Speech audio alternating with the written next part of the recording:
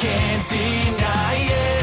I can't just fake it. I only know how to pull myself apart. I never thought I'd go this far, but of all the scars, it's over now. Run away, out of time. Find a place where I can never hide. I let it burn, change or even strive. Let it burn.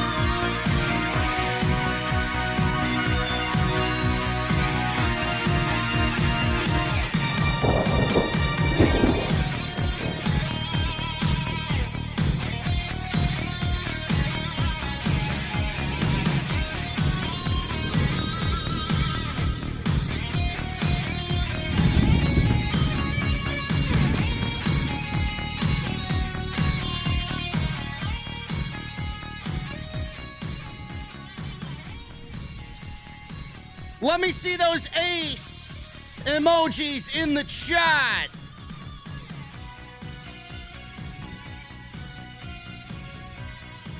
Who does the Mortal Kombat theme? Man, you know, maybe I'll tell you one day, man. Maybe I'll tell you. Maybe it's me, man. Maybe I'm the one playing the guitar. You don't have any fucking idea my secret talents.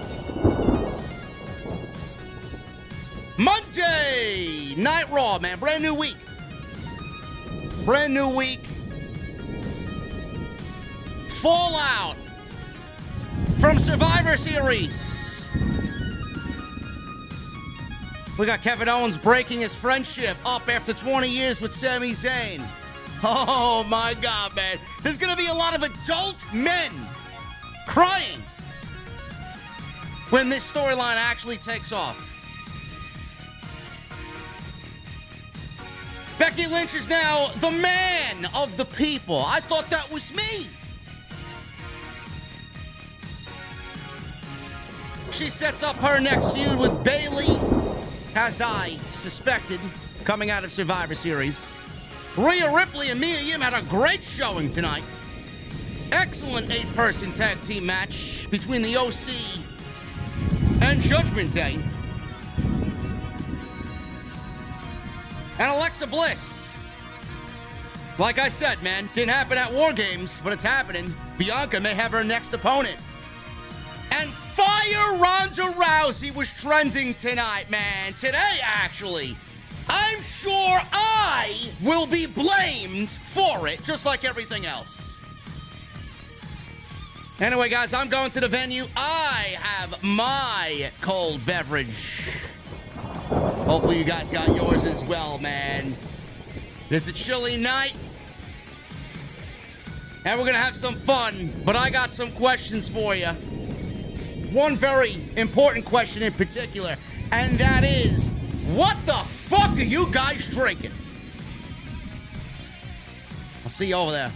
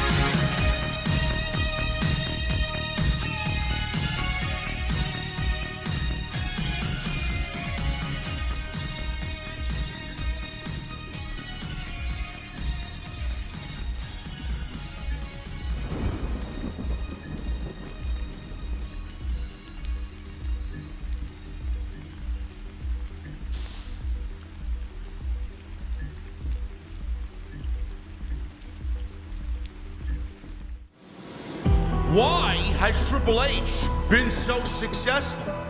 Why is Triple H running WWE better than Vince McMahon and Bruce Pritchard on Monday and Friday night? Long-term booking.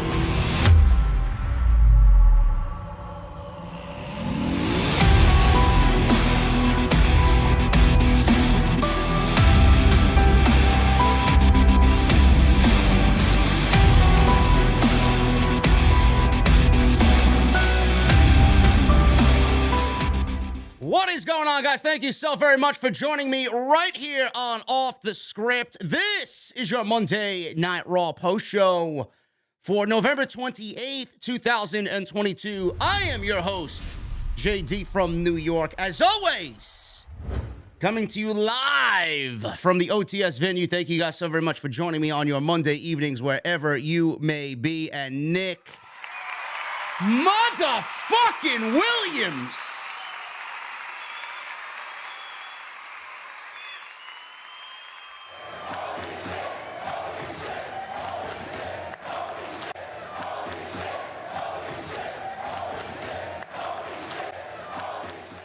Get this man whatever he wants to drink, man. Nick Williams with a $100 super chat right at the top. First off, Mortal Kombat Straight Fire. I know, man. I love that theme. Where did I find it? Maybe I'll tell you one day, man. Mortal Kombat Straight Fire. Second, this Raw was a huge improvement over the last few weeks. Austin Theory is showing massive improvement. People are going to cry like how Lesnar ended the streak. Get Kevin Patrick out. Get him out! Call Lesnar to F5 him like Michael Cole. Yes, he's got to get the hell out of there, man. Kevin Patrick is awful. He is absolutely unlistenable on Monday night. Nick Williams, thank you so much, brother. Right at the top with the $100 super chat right here on the Monday Night Raw post show, man. Monday Night Raw tonight. Let's talk about some Monday Night Raw. Monday Night Raw, I said last week. Let's go back 1 week. I said last week Monday Night Raw was missing something. We can't complain about the 3 hours because the 3 hours is stuck with us. It's not going anywhere. Monday Night Raw is missing something. How do we fix Monday Night Raw? Monday Night Raw is definitely better than what Vince McMahon was giving us. Anything is better than what Vince McMahon was giving us. Sad thing is Bruce is still there, which I'm counting down the days until he's gone. Get him out. It is better than what Vince McMahon has been giving us, but it has, I don't want to say suffered, because it's not, like I said, as bad as Vince McMahon, but it definitely is missing something to a point where it wasn't really good television, enough to digest for 3 hours and not find something to complain about. I said last week that they were missing intensity. I said last week that they were missing focus. Felt like they were missing that Raw that made Monday Night Raw so revolutionary. That made Monday Night Raw a destination spot on Monday night. Now, Triple H, he's got a great roster on Monday Night Raw. 3 hours is a lot to fill in for said roster. But they were definitely missing something. I feel like coming out of, and they're missing a world champion. I can't forget that. That is a huge part of it all. They are definitely missing a world champion. No doubt about it. Hopefully we get that fixed after WrestleMania. But what they did tonight, and I do think coming out of War Games really gave them that extra oomph that they were missing. Because War Games, to me, Survivor Series was a very good show. Coming out of War Games, going into Monday Night Raw, I felt like they still had that energy. Everybody was riding high after what I thought was a successful pay-per-view. We got that intensity on Monday Night Raw. It also helps when the crowd is very lively, which they were in Norfolk, Virginia, I believe they were. Great crowd tonight. At least they weren't like Wilkes, barely alive, Pennsylvania. These guys are fucking terrible. Barely alive, Pennsylvania, man. Nobody wants to see them. Get them out of here. Get them out. Get them out. Terrible. I hope WWE never runs another fucking show there. Awful. I know. It's awful, man. Barely alive, Pennsylvania. Get them out. Terrible, terrible crowd. But tonight they brought back that intensity. The opening segment with Becky Lynch and Bayley gave you a little bit of that. I'll talk about what was good about that and what was bad about it. I feel like WWE always finds a way to make Becky Lynch cringe. I don't know. Maybe it's just me. There was a little bit of that intensity in that opening segment. Then we get to the Judgment Day, OC, Mia Yim, Rhea Ripley. The intensity was in that match. I thought that was great stuff there. And all through the night, really, we got a great match with Alpha Academy and Street Profits. We got a great match with Jey Uso and Kevin Owens. That intensity was there. The storytelling was there. The focus was there tonight. And this all resulted in what I thought was a very good Monday Night Raw. Much better than the last several weeks, no doubt about it. And it was definitely spearheaded by Kevin Owens and the Bloodline and Sami Zayn. And what is the best storyline in all of professional wrestling right now. But we might as well start with the Bloodline. And I know this was a big topic of discussion coming out of the Survivor Series. I thought that was a tremendous storyline to close the show. There is a report going around that Kevin Owens and Roman Reigns had a little backstage scuffle. I may do a a video on that tomorrow, an extra on that. I'll keep you guys posted on that. But the Bloodline on tonight's show, the whole thing about this was the continuation coming out of Survivor Series. Sami Zayn won the War Games match for the Bloodline. He did what he needed to do to show the Bloodline that he is with them no matter how long he's known Kevin Owens. And I love the line from Michael Cole at Survivor Series. Kevin Owens was, I believe, getting married, and Sami Zayn was the best man at his wedding. That's how deep these guys go. Obviously, you guys know their story of the Indies and them traveling to WWE together and just finding success together. They are legitimately real-life best friends. That's what's making this storyline even more greater than it really needs to be.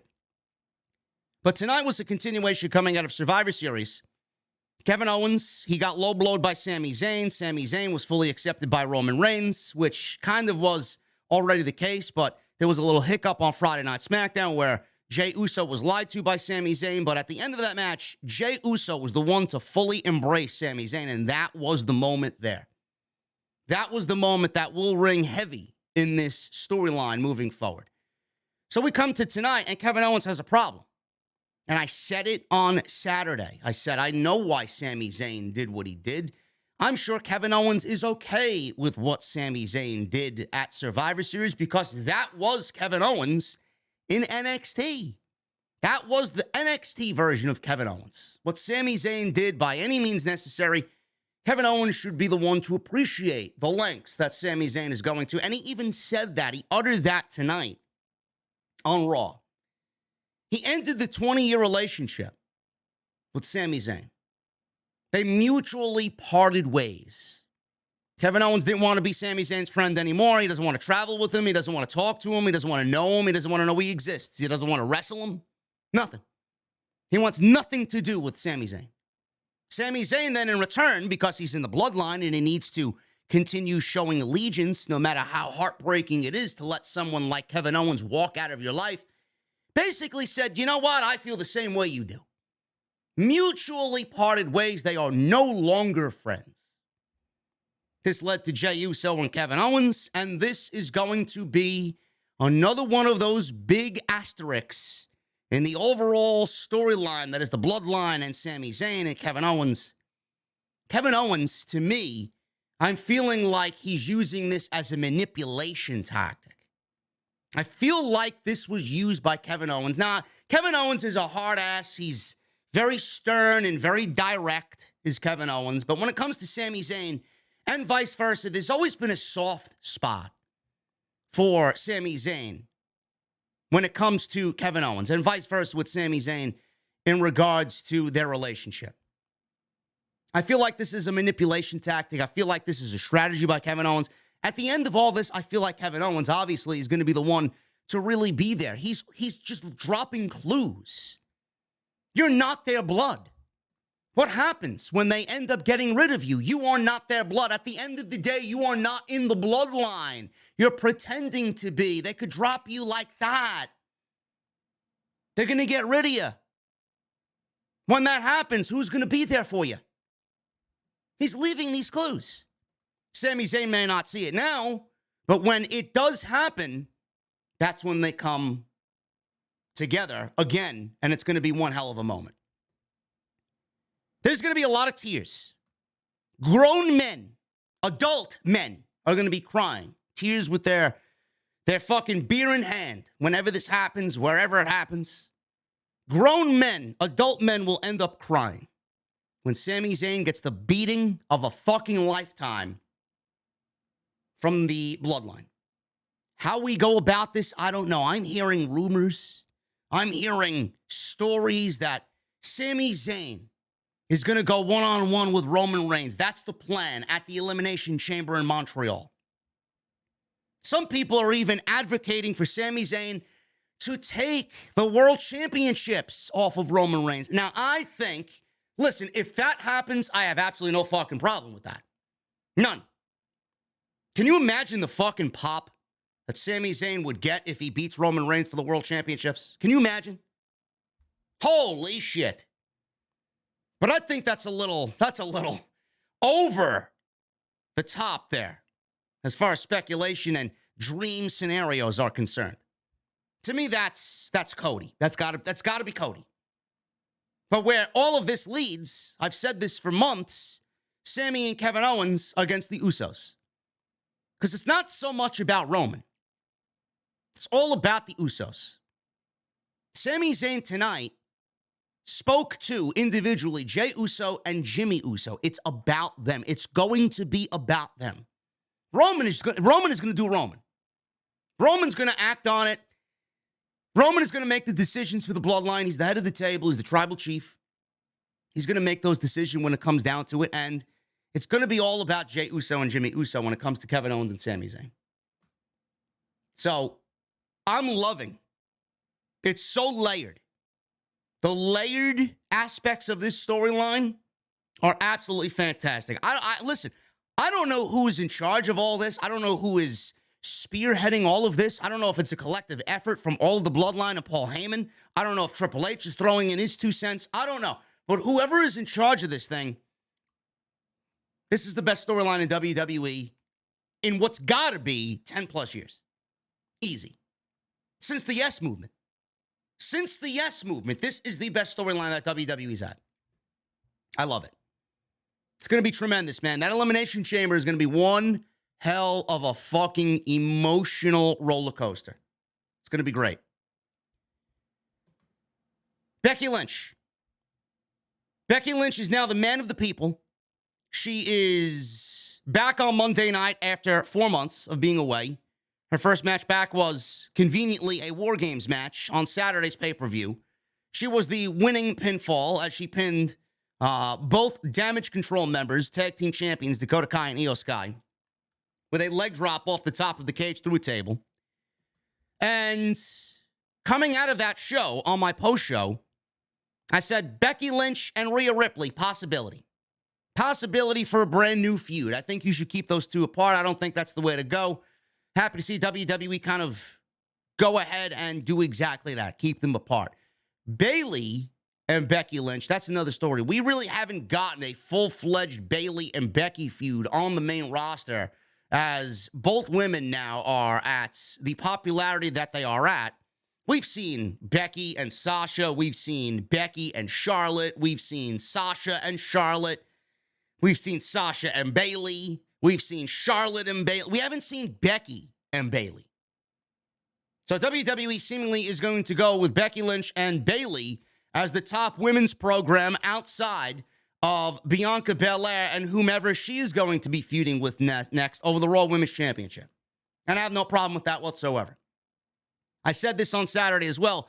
It actually may be what Bayley needs to get over this unsurmountable hump that she's just stuck behind.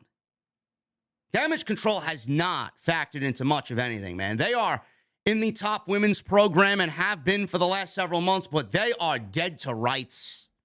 Nobody cares. Becky Lynch even alluded to, you're losers. You don't get the respect you deserve because you are losers. You lose. That was actually like more than just a shot at Bayley via a promo on Raw. That was a legit shoot. So, yes, they're setting up Becky and Bayley for the major program outside the Women's Championship on Monday night. And I thought the brawl with Becky and Damage Control, it started off good. It started off a little cringe with her interviewing and asking questions to these obvious plants in the crowd. One guy tried to put his arm around Becky, and she backed away like, bro, don't touch me. So I thought that was a little cringe and a little lame. This guy named Bob, who was wearing an X-Men sweater. So they brawl into the mezzanine. They brawl into the concessions. There's a big brawl over the merchandise table, and things get a little sloppy, and things get a little chaotic in not a good way. I like the intensity. I like the effort. I like the fact that the opening segment kind of led into what happened next, which we'll talk about in a little bit. But all in all, I just feel like WWE can't really do right by Becky Lynch. She always sounds cringe. She's always sounding like she's joking around and she's fun-loving and this and that. You know, when Becky Lynch was the man and she was at the height of her popularity in that moment, chasing Ronda and chasing the Raw Women's Championship, Becky wasn't really all fun and games. She was some fun and games, but man, she was fucking down to business. I'm going to kick your fucking ass. Now she's all joking about and making jokes and cracking jokes here and there. And Becky needs to be serious. For the first time in 4 months, we've seen that serious side of Becky Lynch inside War Games. Right back on Monday Night Raw, she's a little comedic. And she wants to be fun-loving. We gotta get back to business. We gotta get back to the basics. We gotta get back to work. Becky Lynch is better when she's serious and sometimes funny. Becky Lynch is not good when she's mostly funny and sometimes serious. That's the way I feel about Becky Lynch. So we will go over that and what I thought of the opening segment a little further as it bled into a great 8-person tag team match with the Bloodline and the OC. And we got a lot of other things to talk about. I'll briefly mention Ronda as well when we talk about the opening segment. Lots of stuff to get into tonight, guys. This Fire Ronda Rousey hashtag was trending legitimately on social media. So I appreciate you guys joining me tonight, man. We got 2,300 plus in the venue tonight. Thank you. Awesome. Have a seat, order a drink, pop open your finest cold beverage, and enjoy the show, man. Make sure you guys follow me on social media at JDfromNY206. That is Twitter, Instagram, TikTok, which we had a fantastic day on. Not Bloodline. Did I say Bloodline? Judgment Day. Fantastic day on Twitter. Fantastic day on Twitter. Our 2 clips on Twitter, we got almost 100,000 views on TikTok, man. Tremendous. And it was thanks to that Ronda Rousey clip, which apparently a lot of people actually agreed with me on the Ronda Rousey clip. She's the worst women's champion of the modern era. Just look at her performance at Survivor Series. Look at her body of work this year alone. Everything she's in is awful. So I appreciate all the support on that, man. And believe me, I am not in charge of the Fire Ronda Rousey hashtag. I did not start it. It's convenient that this got started by some geek on social media and then backed it up with my video, which most of the people agree with. But follow me on social media, man. Good day today. Thank you guys for the support. Hit that subscribe button down below. Turn on the bell for notifications. Make sure you guys go check out all the other content, including the Survivor Series post show on Saturday. Excellent stuff there. I thought it was one of the better post shows that we did all year. So go check that out. And anything else that you might have missed on the channel, it's all there. Hit that thumbs up. We got 2,300 people in here, man. I only see 554 likes. We need 1,000. Absolutely no questions asked. Minimum.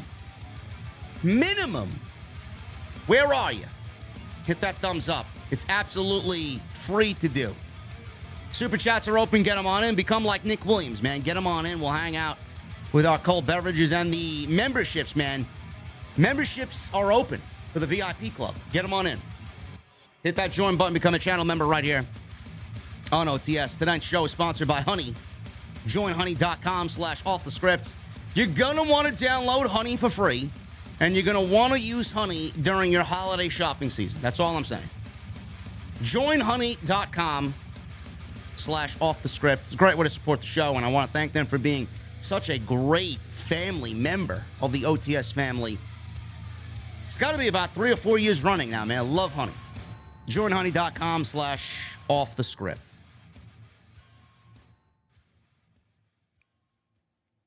Let's start at the top with Monday Night Raw, man. Becky Lynch is the man of the people. She's the man. Don't really care for the man gimmick, but she's the man of the people in WWE. So, Becky comes out. She opens Raw. And she gets into the ring. And she worked her way around ringside, then into the crowd. She stopped by a fan whose name was Bobby. His name was Bobby. He was an overly large fellow with a big beard, and he had an X-Men hoodie on, yellow. So, fans are chanting, Bobby, Bobby, and he had his phone out. He was filming the whole thing. I maybe these guys were plants. Maybe they were genuine. I have no idea. I don't know why WWE would have a segment like this and then start putting the microphone in the fans' mouths and in the face of the fans. You know, God knows what's going to be said if you got a normal human being with a microphone, a live microphone on WWE television in their face. So I'm assuming we'll just say that they were plants. Bob. Mr. X-Man himself, Bob. So she is asking him a question. Becky talked with him, and he's on live TV, and he's obviously pro Becky Lynch. Then she goes over to somebody who's in the other aisle across the way, and his name was Zachary. Now, this guy looked like a creeper, bro. This guy looked like one of the weirdos that you would see at one of these shows, at one of these conventions, hugging all the performers and rubbing up on them. This guy looked like a weirdo. Zachary looked like a fucking weirdo. This guy put his arm around Becky Lynch, like I said before, and she quickly deaded that shit. And she moved away from him, and it was like, bro, really? I couldn't even watch. Zachary was a fucking weirdo. So, and she was there, and she was saying, and there's a lot of business to be taken care of because she jumped off the top of the cage and took care of business inside War Games. But there's a lot more business to take care of. Zachary then shouted like a geek, "That's what the man does!" I don't know, man. You know, I don't go to these shows and act like, you know, it's great people having a good time, but I mean, I don't know, man. I'm a mark, but I'm not a mark to that extent, to that degree. But here we got Zachary. So she said during her time away, she saw old faces return and new faces arrive, and said she's eager to slap the heads off each and every one of them. She then was interrupted rather, by Bayley's music. "Leave it to Bayley to ruin the greatest moment of Zachary's life," said Corey Graves. Even Corey Graves knew that this guy looked like a fucking weirdo. Bayley is out there. She's in the ring. She said that she thought Becky returned to WWE and felt humbled since she was hobnobbing with the idiot peasants in the crowd. She told the booing fans to shut up. She got booed. This definitely felt like old Bayley, old heel Bayley tonight. That's what we need to go back to. So she called the fans idiot peasants. Becky stayed in the crowd. They were bickering back and forth. Bayley said Becky went on and on and on about putting her body on the line for the fans. Bayley said that's what she's been doing for 4 months. Ever since Becky's been out. "Where's my fucking cheers? Where's my respect?" says Bayley. "You come back and have one match. Oh my God. No respect after 4 months. And I've done ladder match, last woman standing match, War Games match. Where's my respect? Where's the respect for your role model?" says Bayley. Bayley said the fan, Bobby, sucks. Then we got another chant of Bobby, Bobby. Becky says, no, he doesn't. Bobby told Becky, "Go kick her butt, Bayley!" Or Becky, I don't know. "Go kick her butt, Becky!" Go kick her butt, Becky. That's the extent of your words on live television. Couldn't embellish a little bit more, huh? Go kick her ass, Becky. Why so tame? Why so tame? This is why you can't give fans a live microphone, man. They're either going to shit the bed or just make an embarrassment out of themselves. And that's what these two guys did. Lame. Never involve the fans in a segment like this. It just comes off very forced and lame. So Dakota Kai and Io Sky came walking down the steps in the crowd behind Becky. They went after her. Becky took some cardboard sign or some poster of a fan and started hitting damage control with it. They brawled up the stairs and into the concourse. Concourse already had been cleared by security. There was a barricade section with fans. because she knew something was going to happen here. They destroyed a merch stand area that had nothing on it at all. There was no merch. I think Becky got nailed with one of the Money in the Bank lunch boxes. They were throwing plush stuffed animals at each other. Becky was thrown over the tables, and then she got immediately back up and flipped the tables over. A bunch of security got involved and broke everybody up. They continued throwing stuffed animals at each other. Bayley was throwing shirts at Becky Lynch. I mean, I appreciate the effort, man. You know, I appreciate the effort, but I don't think this came off good. I don't. Now listen, I appreciate the effort in raising the intensity up. And I appreciate everything that Paul Levesque is doing to change the vibe of Monday Night Raw. I really do. But the overall brawl of this, yes, it did come off as intense, but there was nothing intense about it. Nothing. This was more of a fucking comedy circus than an intense brawl. I mean, if they think throwing fucking t-shirts and stuffed animals is a great way to sell a fucking budding feud between Bayley and Becky Lynch, we're off on the wrong foot. We're getting started on the wrong foot. I'm sorry. Not going to sit here and sugarcoat anything for you. Could it have been done better? Abso-fucking-lutely. Is the effort there? Sure. But there was nothing intense about this. There was nothing about this that got you excited to see Bayley and Becky Lynch fighting, feuding in the next several weeks on Monday Night Raw. I mean, if that's your thing, great. But when I want to see the start of a feud, I would rather not have it be where someone is throwing teddy bears at another person or t-shirts at another person over a fake merch stand that barely had any fucking merch on it. This was not a good start to the Bayley and Becky feud. I'm sorry. I'm sorry. I don't know where they start from this, where they go from here. Bayley is great. Everybody loves Bayley. Everybody wants to see Bayley succeed. But putting Bayley in a feud with Becky after Damage Control has been basically shot to shit in the last 4 months doesn't necessarily bode well for Bayley. Does anybody expect Bayley to beat Becky in this feud? I don't know. It's going to take more than that to fix whatever's wrong with Damage Control. As far as I'm concerned, I break Damage Control up.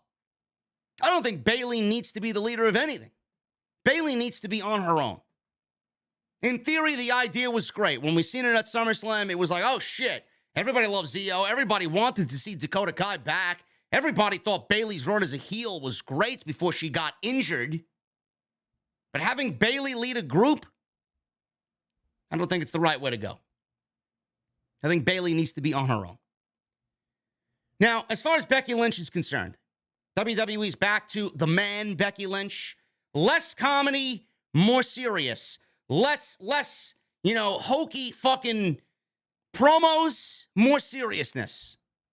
Becky Lynch needs to be serious. She is back after 4 months. She lost her Raw Women's Championship. She is the 5th member of Bianca's War Games team. 1 War Games for Team Bianca. She needs to get down and serious. I'm not saying she can't be jovial and funny and that Irish charm that everybody loves about Becky Lynch. Less of that and more seriousness. This is a redo of what Vince McMahon fucked up with Becky Lynch.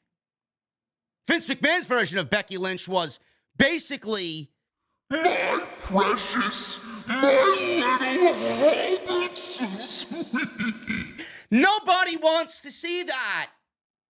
Nobody wanted to see that. That was Vince fucking up, like usual. That was Bruce on a Sunday night while watching TNT, calling Vince up. Hey, Vince, we can turn Becky into a fucking weird creature that dwells in a cave, that fucking idolizes a ring. Nobody wanted to see that. But here we are, right back to cringe Becky Lynch. Cringe, cringe, cringe. Everything about Becky Lynch just comes off as cringe. The less Becky Lynch said, the better. The more ass-kicking Becky Lynch does, the better, like she did at War Games. Like she did at War Games. Like she did on Friday night when she was announced. She was announced, she got there, she arrived, she kicked ass, she left. Simple. Why do we need to go to this cringy version of Becky Lynch? Dip in, dip out. I want to like Becky, but it's very difficult to watch her and like her. Now, as far as the rumored Becky Lynch direction going into WrestleMania season, I might as well talk about this now. The Royal Rumble. Everybody's already predicting Becky Lynch to win the Royal Rumble. No. Said this on Saturday. Becky Lynch should not win the Royal Rumble at all. Rhea Ripley should win the Royal Rumble. That is my pick. That is my prediction. Rhea Ripley and Bianca Belair at WrestleMania for the Raw Women's Championship. Rhea Ripley has worked her ass off to get everything in Judgment Day to where it is. She's one of the more popular acts of 2022. You reward hard work and the just push to be better. So you reward Rhea Ripley with Bianca Belair. Everybody's like, oh, Ronda Rousey and Becky Lynch. Gotta get Ronda Rousey and Becky Lynch at WrestleMania. Absolutely fuck no. No. If you are out there, and this goes for the Ryan Satins of the IWC, who are as dumb as a box of crayons, is Ryan Satin. A blithering fucking fool who tried to defend Ronda Rousey. Of course he tried to defend Ronda Rousey today from the Fire Ronda Rousey bullshit that was going around on free speech Twitter now. Why are you defending something that is actively terrible on the show? Oh, that's right. You're sucking that WWE cock. It's great. It must taste great. So much so, he defended Ronda Rousey. People are still asking for Ronda Rousey and Becky Lynch at WrestleMania. If you are one of these people that are actively seeking Ronda Rousey and Becky Lynch at WrestleMania, A, you're a fucking idiot. You should not be anywhere near a pro wrestling show.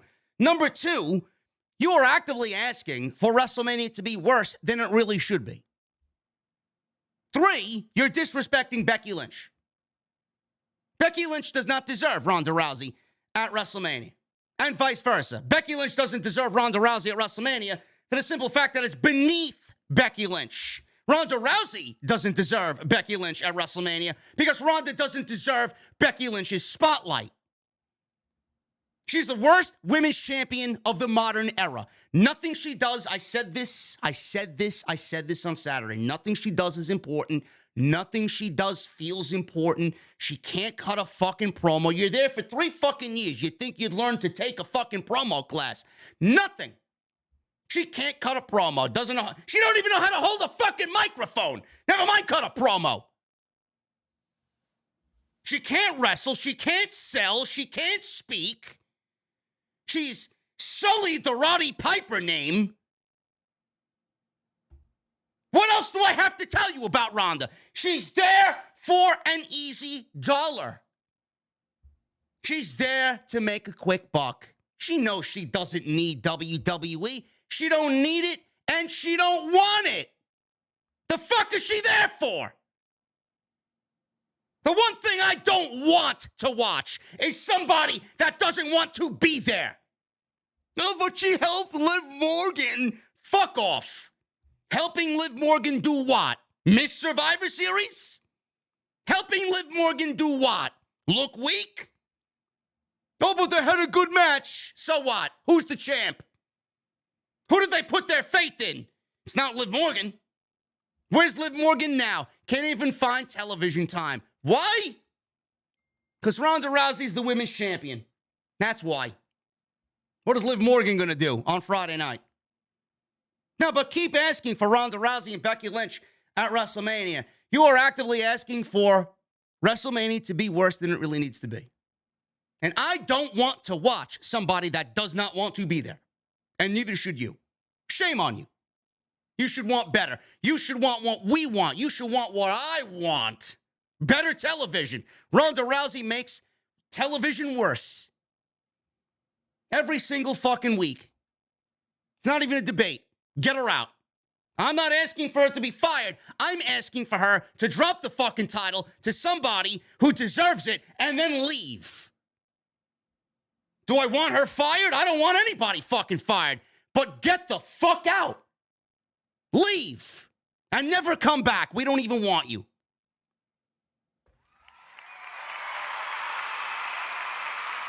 Vincent Tarantini.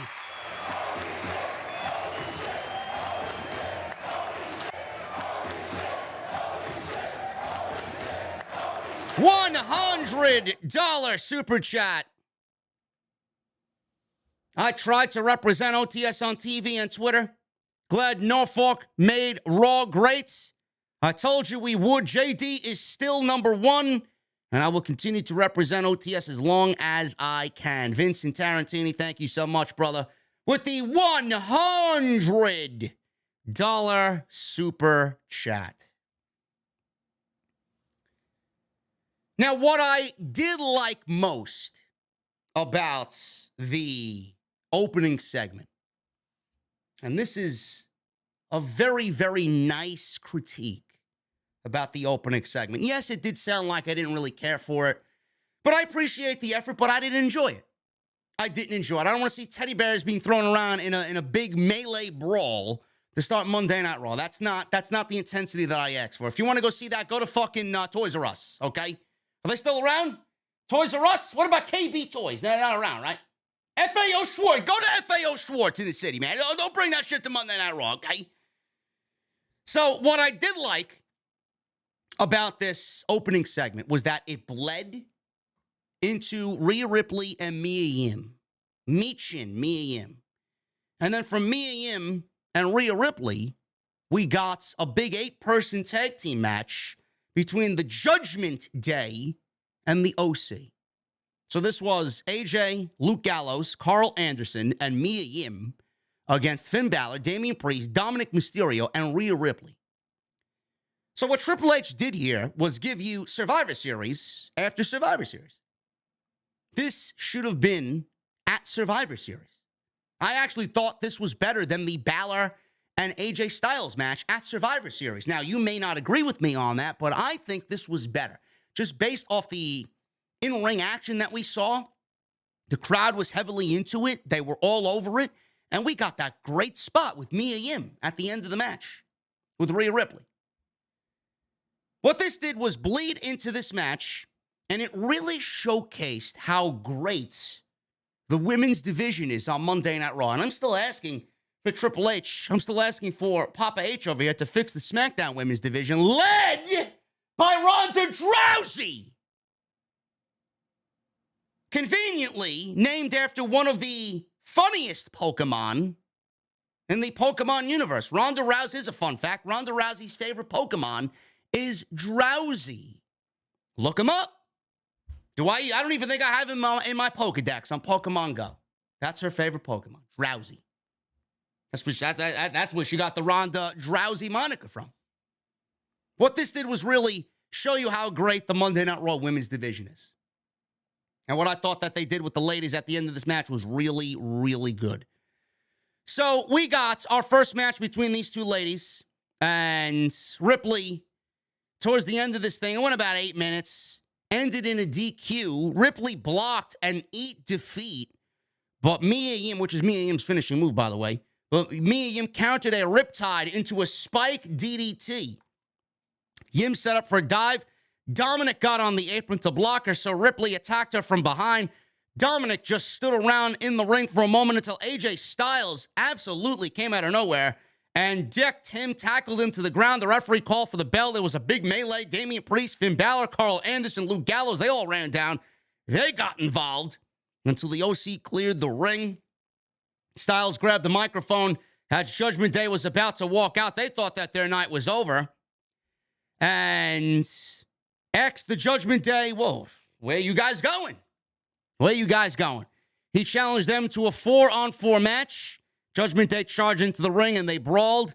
And we got a 8-person tag team match to kick off Monday Night Raw, which was following the DQ of Mia Yim and Rhea Ripley. Now, Monday Night Raw was hour 1 commercial-free. All of hour 1 was commercial-free, which I appreciate when they do it because the show just flows a lot better than seeing fucking 8 commercial breaks within the hour. I thought this was great. You saw everything. Everything was easily digestible. You did get a lot more commercials during the show, but I thought this was great. To watch all of this play out in its entirety, I thought this was great stuff. So we got this 8-man tag, and I said, like I did before, I thought Triple H gave us this match as a, hey, Survivor Series is not over yet, folks. We're still in Survivor Series swing. This is still Survivor Series weekend, man. We got Monday Night Raw. I feel like he wanted to give us a little bit of the traditional Survivor Series on Monday night here with the Judgment Day and the OC. I would have absolutely loved to see this match on Survivor Series Saturday. I thought this would have been a tremendous match on Saturday if it was a traditional Survivor Series elimination match. This is what it should have been. And like I said before, I would have much rather seen this than Balor and Styles one-on-one. Now, that was a very good match, but I thought this one was better just because the crowd in Boston was a little lame, and this crowd was a lot better, a lot more energetic. So we got a big 8-person tag team match. It went nearly 15 minutes. Styles was in the ring with Balor. He was being beaten down. Balor is in control. Styles is making a little bit of a comeback. Gallows wiped out Priest on the announce desk. Styles was trying to fight off Dominic's interference, gave Balor a backflip DDT. Rhea Ripley broke up the cover. She's not afraid to get in there with the guys. Ripley tried to kick Styles, but Styles caught it. They teased that Styles might do something to her, but Balor gave him a sling blade. Ripley and Mia Yim made hot tags. Mia Yim came in, so we're picking right up from the opening match with Mia Yim and Rhea Ripley one-on-one. The ladies are in there. Ripley and Mia Yim made hot tags. They are in there. Yim gave her a running boot. Cannonball, suicide dive. In the ring, Dominic saved Priest from a magic killer from the OC and sent Anderson into the ring post. Priest then choked Gallows out with a choke slam down. Styles took out Priest with a phenomenal forearm. Balor threw Styles from the ring before Mia Yim was in there. Saw Balor standing by himself. Picked up Balor, body slammed Balor down, and the crowd erupted. Big reaction for Mia Yim when she body slammed Finn Balor. I'll get back to that in a second. Mia Yim went after Dominic. She was going to do the same thing to Dominic, but Rhea Ripley comes from behind, kicked her leg out, and gave her a riptide for the 1-2-3.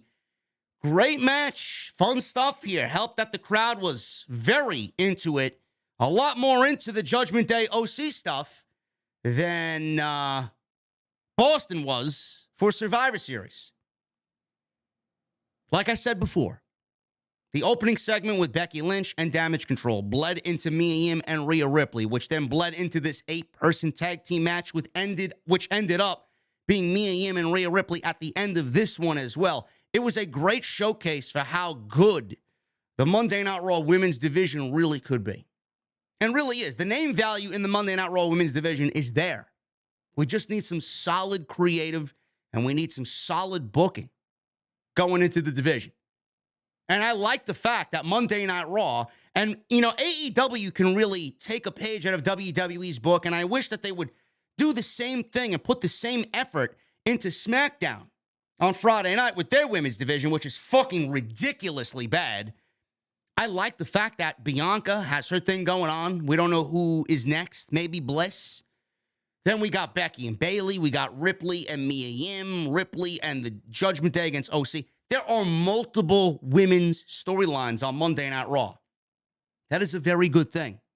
That is a great way for the fans to look at the show and look at the division, strengthening the division. It's a great way to find out who is going to be next for Bianca Belair when that time comes. It's going to be easily, something to pick out. Oh, it's going to be Rhea Ripley. Oh, it's going to be Becky Lynch. Oh, it's going to be this one and that one. The more we see active storylines like this taking place in the women's division, the easier it's going to be to determine who Bianca Belair's next opponent is going to be, instead of doing the fundamental, boring WWE way of life. Oh, yeah, we'll just throw all these women in a fucking 5-pack challenge or a 6-pack challenge or a fatal 4-way, or just give somebody a random title shot that doesn't even fucking deserve one. I like it. I think it's a great decision. I think it's a great way to get the women's division spotlighted and put focus on it. So that's what I really liked about the opening segment.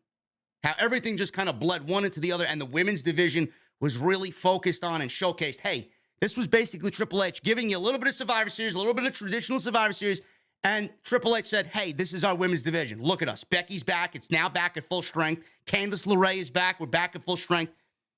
A lot of women's presence on this show. It's great. Byron Saxton. He interviewed a returning Montez Ford. Angelo Dawkins is probably over the moon happy about this. So the Profits were in the parking garage. Montez says it feels as good to be back as Byron Saxton looks. Ford talked about all the changes since he was last there. He said that they are back tonight and back in business. Otis and Gable then interrupted and then shush them. Gable says he thought he didn't have to hear the Prophet's annoying catchphrase anymore. He says he's been busy himself, making himself the best part of Monday Night Raw, and it's been better without the Street Profits. He said he requested a match with them, and they plan to put the Profits back on the shelf. He said since all his ideas are awesome, the match was approved. Angelo Dawkins said Gable looks like the elf on the shelf. He made fun of his height and says he couldn't see him. Otis then said, he's right here. Profits yelled at Gable, we want the smoke. Gable insisted, I ain't no elf. So no real change to the Profits, nothing as far as presentation and attitude or anything. They just picked up right where they left off. They are, basically the same Angelo Dawkins and Montez Ford. And I love Otis and Gable. I got, these two guys at the top of my list in the tag team division. I love both of them. I think they're great. And I'd like to see some championships. I mean, the Bloodline, man. I get that the Bloodline thing right now is the best thing, the best story in all of pro wrestling. But you are tying up the tag team titles and you're tying up the world titles on both the Usos and Roman Reigns. And yet you got teams like the Street Profits and Alpha Academy who don't have anything to fight for. That's a problem. Now, I know we're all excited about a potential Sami Zayn, Kevin Owens, Usos WrestleMania match, but, that's not till April. We're going into December this week. December, January, February, March, 4 months.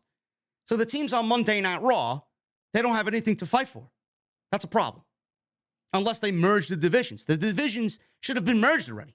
Teams from Raw should be on SmackDown fighting teams over there, and SmackDown teams should be on Raw fighting teams over there. We should get a huge melee of teams. We have more than enough teams in this company now with Triple H putting everybody in a trio. We should see Legado del Fantasma in the tag team division showing up on Monday night. I hope that they eventually get to that point.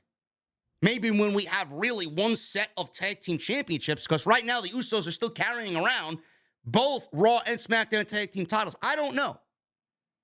But the lack of something to fight for in this division is going to yield rematches like this that we've seen how many fucking times before? They mean absolutely nothing. I think all four guys are great, but in the grand scheme of things, really, how many more times can you watch these two teams go and wrestle each other and there's nothing on the line? There's nothing at stake. It's tough. WWE really needs to rectify that and fix that immediately. I don't know if the division is going to be worth caring about until WrestleMania, with no sets of championships in the tag team division and no world title on this show. The Bloodline. Sami Zayn, Usos, Solo Sikoa. They made their way out there. Sami was doing his thing, dancing, rocking out. And The Usos are in the ring with everybody. The Bloodline is in your city now. That's their thing. When Roman's not there saying, acknowledge me, the Bloodline is in your city. Jay says they went to War Games on Saturday. He says he thinks he broke his hand for real, and it was one of the toughest matches that they've ever been in, but they stood tall. Jimmy said for the first time ever, there are no cracks in the Bloodline, baby. Jimmy said Kevin Owens is upset about it all. He's mad because Sami Zayn isn't his dog. He's our dog. Sami then chest bumped Jimmy Uso and then took the microphone and said, for the past 6 months, Jimmy has been on his side since day one. He said that means everything to him. He then walks over to Jey Uso. And Jey looked... He didn't look like he looked at Survivor Series, man. He looked a little skeptical about Sami tonight. He looked a little, bro, I still don't like you. Why are you addressing me? Sami says he knows Jey didn't trust him and didn't like him, but at War Games, the way he accepted him into the family at the end of the match, that was Usi. That's what he told Jey. Jey tried to laugh and smile, but he held it together. He held his composure together. And after that, we got a Usi chant from Virginia, which, of course, is a great thing. Sami said going forward, any Bloodline business that needs to be taken care of, that needs to be handled, they are on the same page. Sami offered a handshake to Jey Uso. Jey left Sami hanging for a few seconds and then slapped his hand in a friendly way and hugged him again. So we got 2 hugs from Jey Uso to Sami Zayn, man. All is right in the Bloodline. Love it. Absolutely great stuff. They smiled.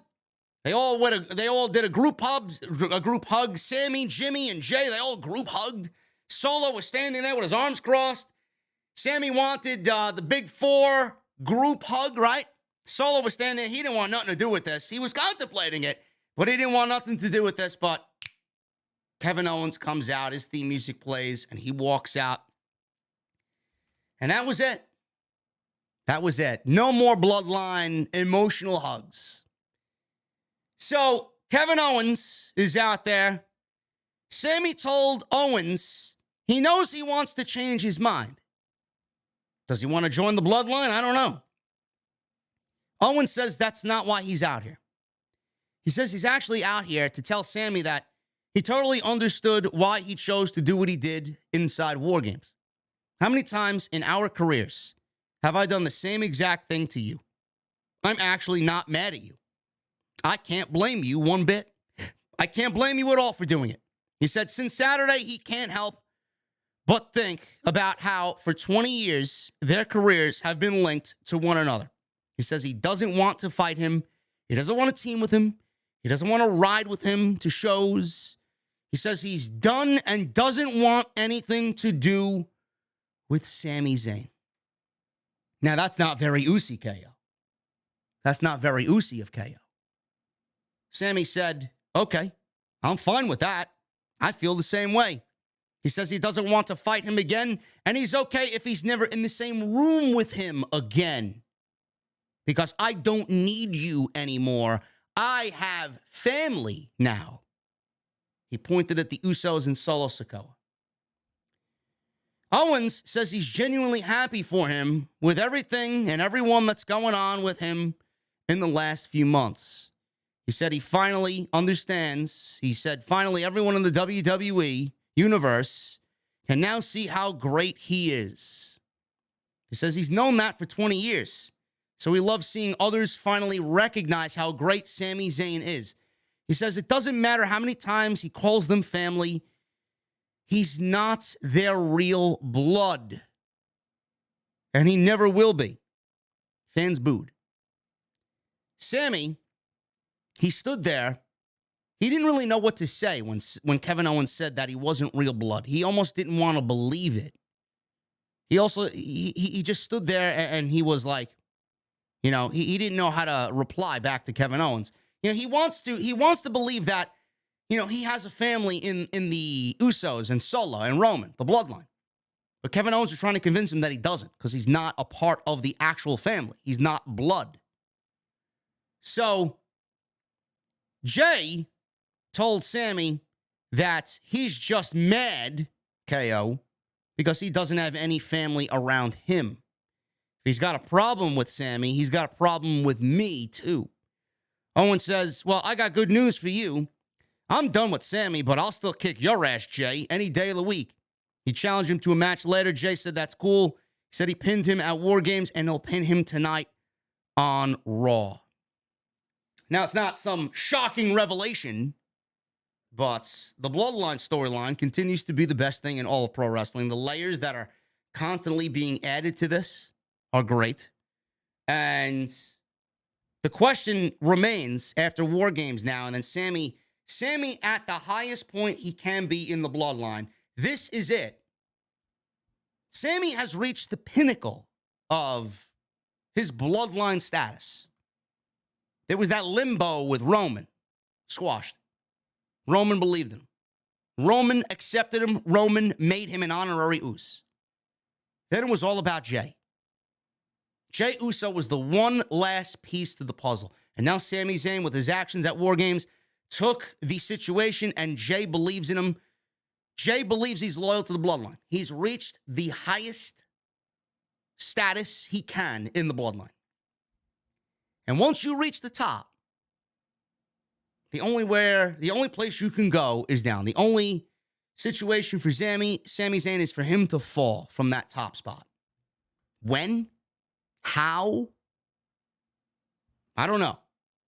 Is it going to be a situation where he defies Roman? Does he upset Roman? Does he upset Jay? Does he do something to cost somebody a major win? I don't know. I don't know what's going on. But like I said before, this is the best storyline in WWE since the Daniel Bryan Yes movement and him winning the main event of WrestleMania in New Orleans. Storyline with the Bloodline, Sami Zayn and Kevin Owens is absolutely fantastic. Everything from the acting to the emotion to the layers that we're seeing this. The reason why this is so great is because, A, it's unpredictable. We didn't expect Sami to be such a huge asset to the Bloodline. We didn't expect it to be entertaining the way it is with Usi and all this other shit that they brought to the table. Bloodline was semi-serious, right? Sami injected a whole new sense of, story and laughter and comedy and emotion into the entire thing. Sami Zayn may be the MVP of WWE for all 2022. Never mind Roman Reigns. Sami Zayn may be the MVP. So never mind Seth Rollins. Sami Zayn. There's no denying what he's been for the Bloodline. Without Sami Zayn, we're not talking about this. Without Sami Zayn, this is not the best storyline in all pro wrestling. Without Sami Zayn, you're probably even more so bored with the Bloodline and bored with the direction of the group and wanting Roman Reigns and the Usos to lose their championships. Give Sami Zayn some credit. He's the best thing about this entire storyline, and he's probably the best thing in all of WWE right now. The reason why this works so well also is because Sami Zayn, and now with Kevin Owens involved, there is real life implications there. They are best friends in real life. So the emotion that you're already seeing from Sami and him being emotional with Roman and basically on the verge of tears at Survivor Series, and him when he was about to get kicked out of the Bloodline, he thought, when Roman told him to rip the shirt off and he gave him a new shirt. If you thought that emotion was real, seeing Sami Zayn on the verge of real life tears because of how great the acting is in this, imagine when you get Kevin Owens and Sami Zayn involved at the height of this fucking feud, right?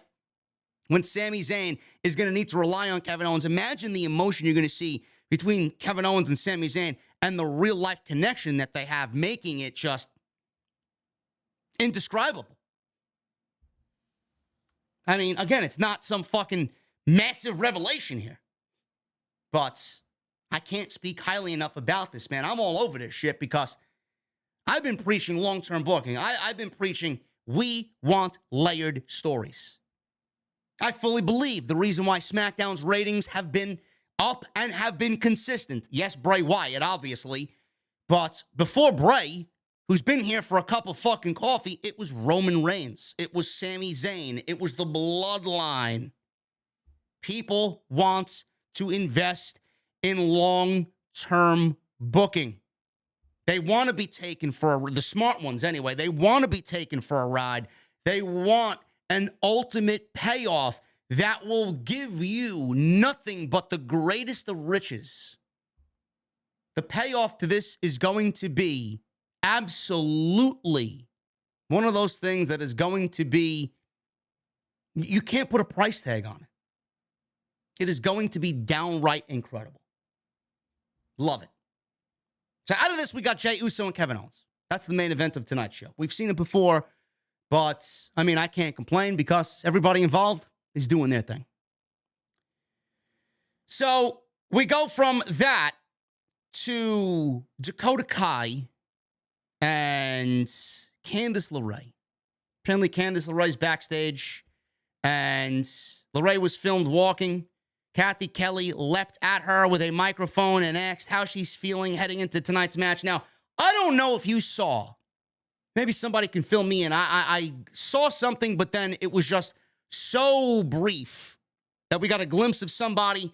Somebody there when Candace was walking down the hallway was kind of peering over a production crate.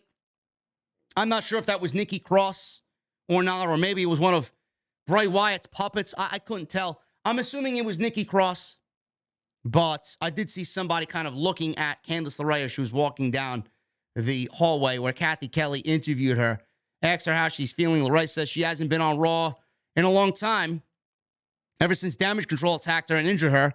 She stammered and then grabbed the microphone and said, "Let me introduce myself. I need to reintroduce myself," and said with confidence and determination that tonight she's taking out Dakota Kai and Damage Control. So that was basically that. I would assume it was Nikki Cross, and it looks like we may be getting something along the lines of a possible Nikki Cross and Candice LeRae feud starting as well. So that is that. Good to see Candice LeRae back on Monday Night Raw, but I will talk about the lack of reaction for Candice LeRae a little bit later when she went one-on-one with Dakota Kai.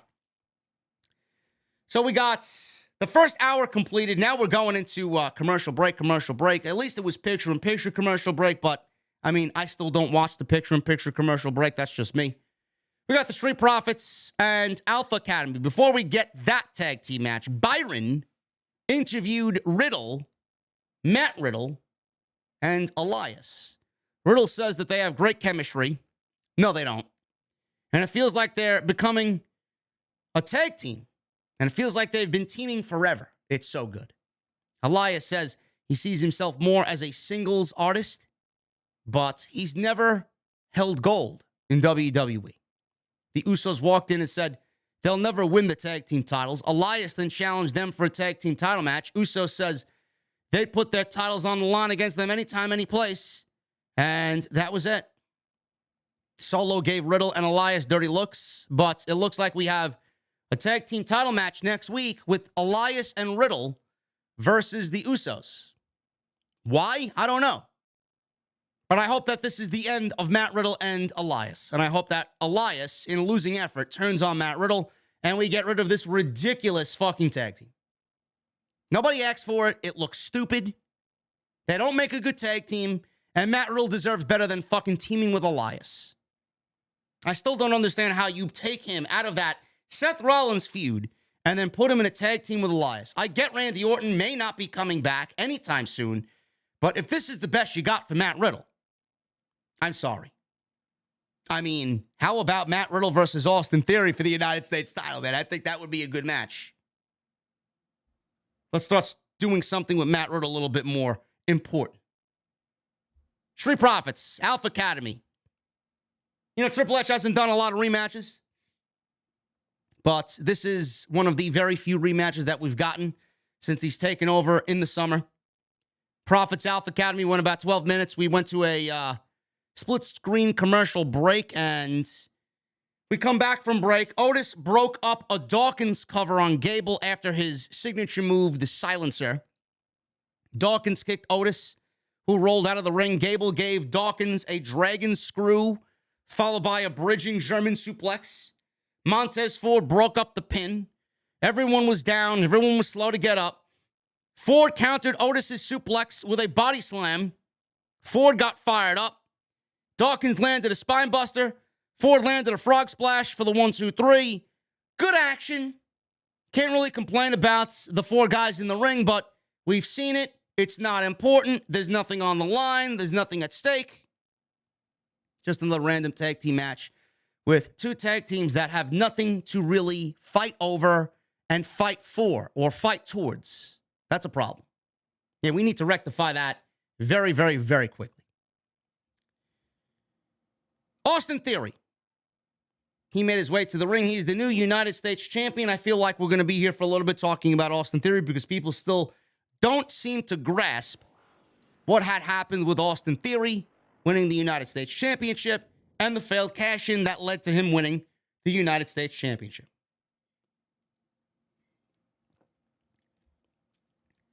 He's out there. He looked good. He looked good. Shirtless with a jacket and jeans. Good look for him. He's got the United States title over his shoulder. Who's the kid now? He says. He said the fans said he had the worst Money in the Bank cash-in of all time. It may very well be the worst Money in the Bank cash-in of all time. That doesn't mean it was a bad decision. It was a bad cash-in. But it was a good decision. He says they called him stupid, but who looks stupid now? He held up his new United States Championship. Fans chanted, you look stupid. He said he beat Bobby Lashley and Seth Rollins at the same damn time. He said that makes him a two-time United States champion. He said he's no longer the next big thing, anything. It's not the next big anything. He says he has arrived, so he is now the now and forever of WWE. He says he is the face of Monday Night Raw, and he said he has to deal with jealousy because everyone wants to be him. He said he is younger, stronger, better, and unescapable. He is unescapable. He said the Austin Theory era starts now. Seth Rollins, his music plays, and he interrupts Austin Theory. I don't know what the fuck Seth Rollins was wearing, but it looked like he had raided Becky Lynch's wardrobe and chose the lamest and the most cringiest outfit that she had in her closet. That Seth Rollins outfit was a little sus, I have to admit. I would like to not ever see him wear something like that again. It was like this translucent, see-through lace thing. Looks like he had boxers on underneath, and he had this lacy fucking pant leg. You could see right through it. He had glasses on. I don't know what the fuck he was wearing, but I would rather not see him wear that ever again. And this is coming from somebody that has greatly enjoyed Seth Rollins' work this year. No. Seth Rollins is playing the best character of his entire career. Singles-wise, I do not want to see him wearing anything like that ever again. Ridiculous. Seth got in Theory's face and said, shut your mouth and let them sing. And they sang his theme song. Or at least chanted or hummed the theme. Theory asks, what happens when someone so young, who is so far ahead of everyone else in the industry, that he makes the once upon a time undisputed future look like the past? Well, let me stop him there. Let me stop him there. He asks, what happens when someone so young who is so far ahead of everyone else in the industry? Is Austin Theory ahead of MJF? Is what I want to know. I'm going to say the answer is no. No, he is not. He's up there, but no. He's not ahead of MJF. Seth said Theory may have lucked his way into that United States title, but it doesn't change a damn thing because he knows deep down in his soul that Monday nights belong to Seth Rollins. Fans started singing Seth's song some more, and they stared at each other for a few seconds. Seth said he had one thing left to say to him. Congratulations, kid. Theory's eyes were one of anger because he doesn't like to be called kid. Seth X, what's the matter? He said if he wants to hit him or fight him now, then they don't have to wait. He says they could do it right here, right now. He laughed like Seth Rollins only can and added, give it your best shot, kid. He offered his chin for Austin Theory to punch him. He closed his eyes. Theory took a deep breath and said, I'll fight you, but on the champ's time. He then said in Seth's ear, and I'm not a damn kid. Kind of bumped him with his shoulder, Austin Theory, and walked away from Seth Rollins. He walked up the entrance ramp, turned and stared back at Seth, and that was it. Now, I don't know how many of you guys watched my Survivor Series post-show, but I'm going to reiterate one part from that Survivor Series post-show here tonight, just in case you guys don't know where I'm coming from. You may be new. You just might have found the channel tonight because of all the Ronda Rousey drama that's going on. The Money in the Bank briefcase and the cash-in, I'm going to need you guys to forget about that right now. Okay? The heat that Austin Theory got in this segment, the loud boos, the interaction with Seth, the energy of the crowd. This was a normal crowd. The heat that Austin Theory got was palpable. You could taste it. When he cut his promo, he got a level of heat that has been kind of escalating over the past couple of weeks. And just by that alone, and the sound of that alone, it makes everything that Triple H did, though it did look foolish, and yes, it did look ridiculous, and seeing it from a surface level, it looked to be the worst cash-in of all time. But deep down, when you uncover it and you peel back the layers of that cash-in, everything that you heard and saw tonight and at Survivor Series, I'm going to need you to put the Austin Theory got buried, Austin Theory is buried, Austin Theory this, the cash-in sucked, and blah, blah, blah, it didn't do him any good. I'm going to need you to take all that and kind of just leave it at the front door. I don't want you to bring that shit into the venue. I don't want you to bring that shit to anywhere in my vicinity. It is over. Just based on what we saw at Survivor Series and based on what we heard and saw tonight in this promo with Seth Rollins, Austin Theory was clearly held down by the Money in the Bank briefcase. It may have been the worst cash-in of all time as a visual, but as far as a career aspect, this made Austin Theory into a bigger star. That Money in the Bank briefcase was the last living remnant of the Vince McMahon era.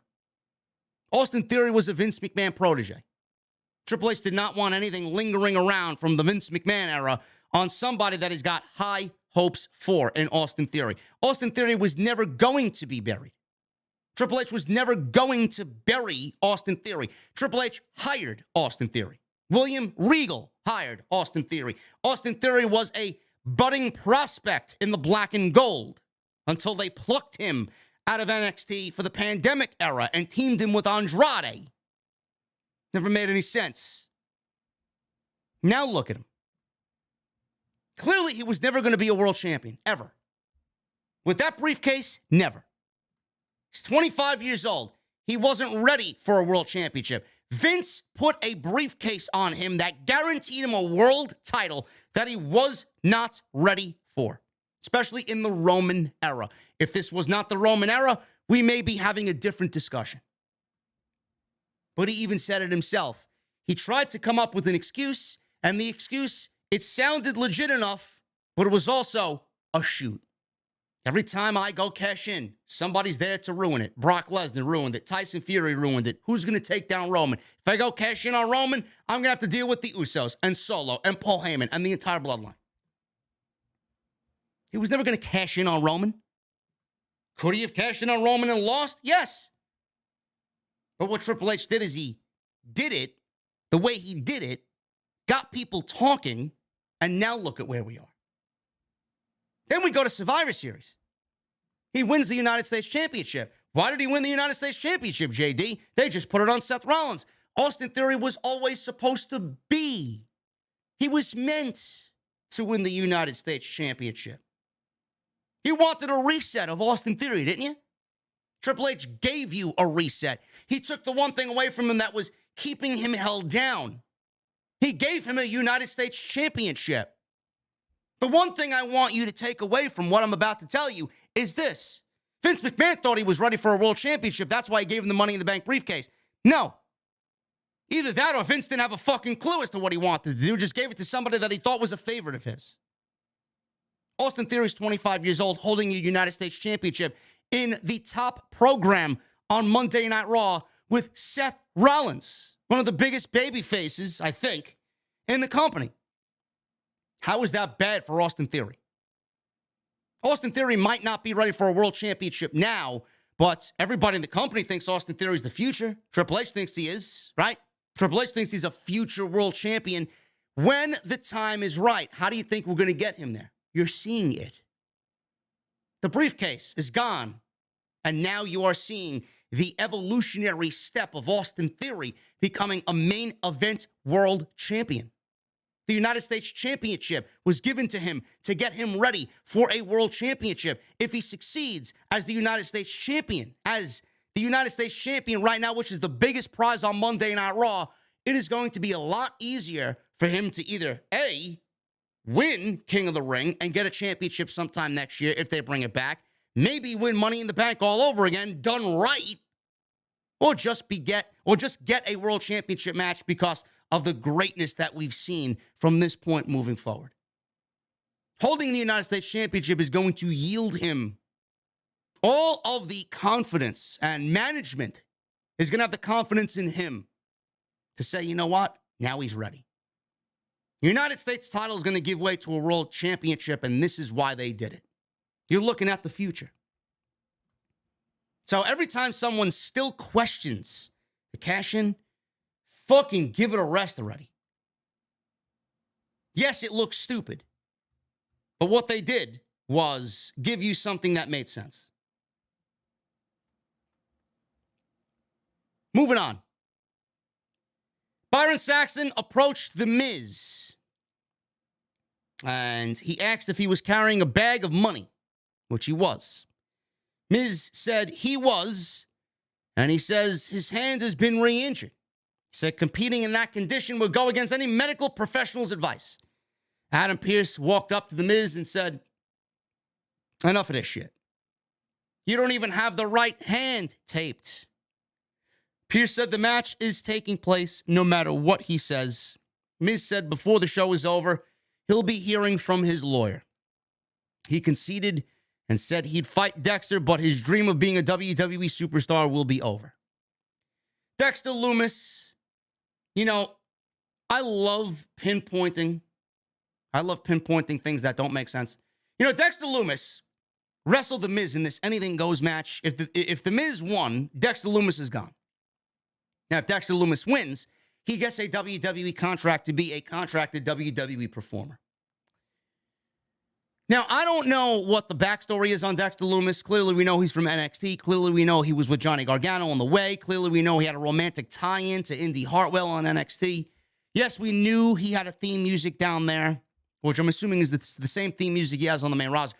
But if the main roster, who doesn't know anything about Dexter Loomis, and they don't know anything about Dexter Loomis, and he's somebody that's working without a contract in WWE, why would they have theme music for him? Just one of those things that I kind of look at and say, well, if he's not a WWE superstar, why does he have theme music? If Dexter Loomis was somebody that was an outside party coming in, wanting a contract and fighting for one, he should have walked down the aisle with no theme music and just have Mike Rome announce him. Dexter Loomis. Yet he's got the whole nine. He's got the intro. He's got the commentary team. He's got the theme music. A little bizarre.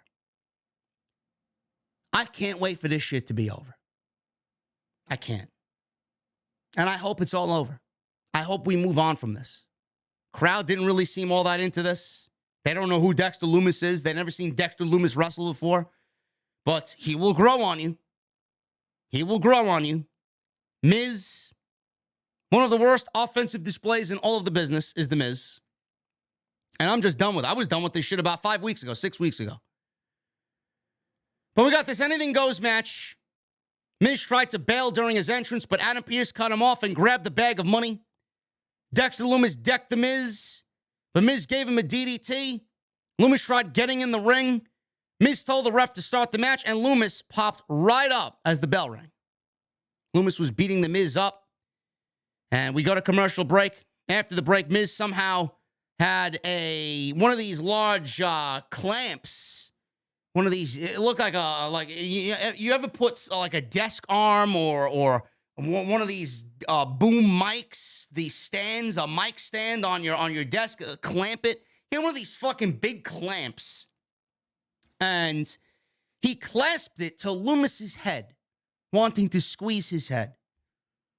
So I guess The Miz was trying to crush Loomis's skull, and the announcers were freaking out, and it looked absolutely fucking ridiculous. Absolutely comedy garbage from The Miz. Miz set up a table in the crowd. Loomis eventually put Miz through the table as he jumped off the barricade with an elbow drop. Miz, moments later, dropped Loomis face first in the ring as they fight back to the ring, dropped him face first into an exposed turnbuckle he had peeled off, tried to cover with his feet on the ropes for the leverage pin.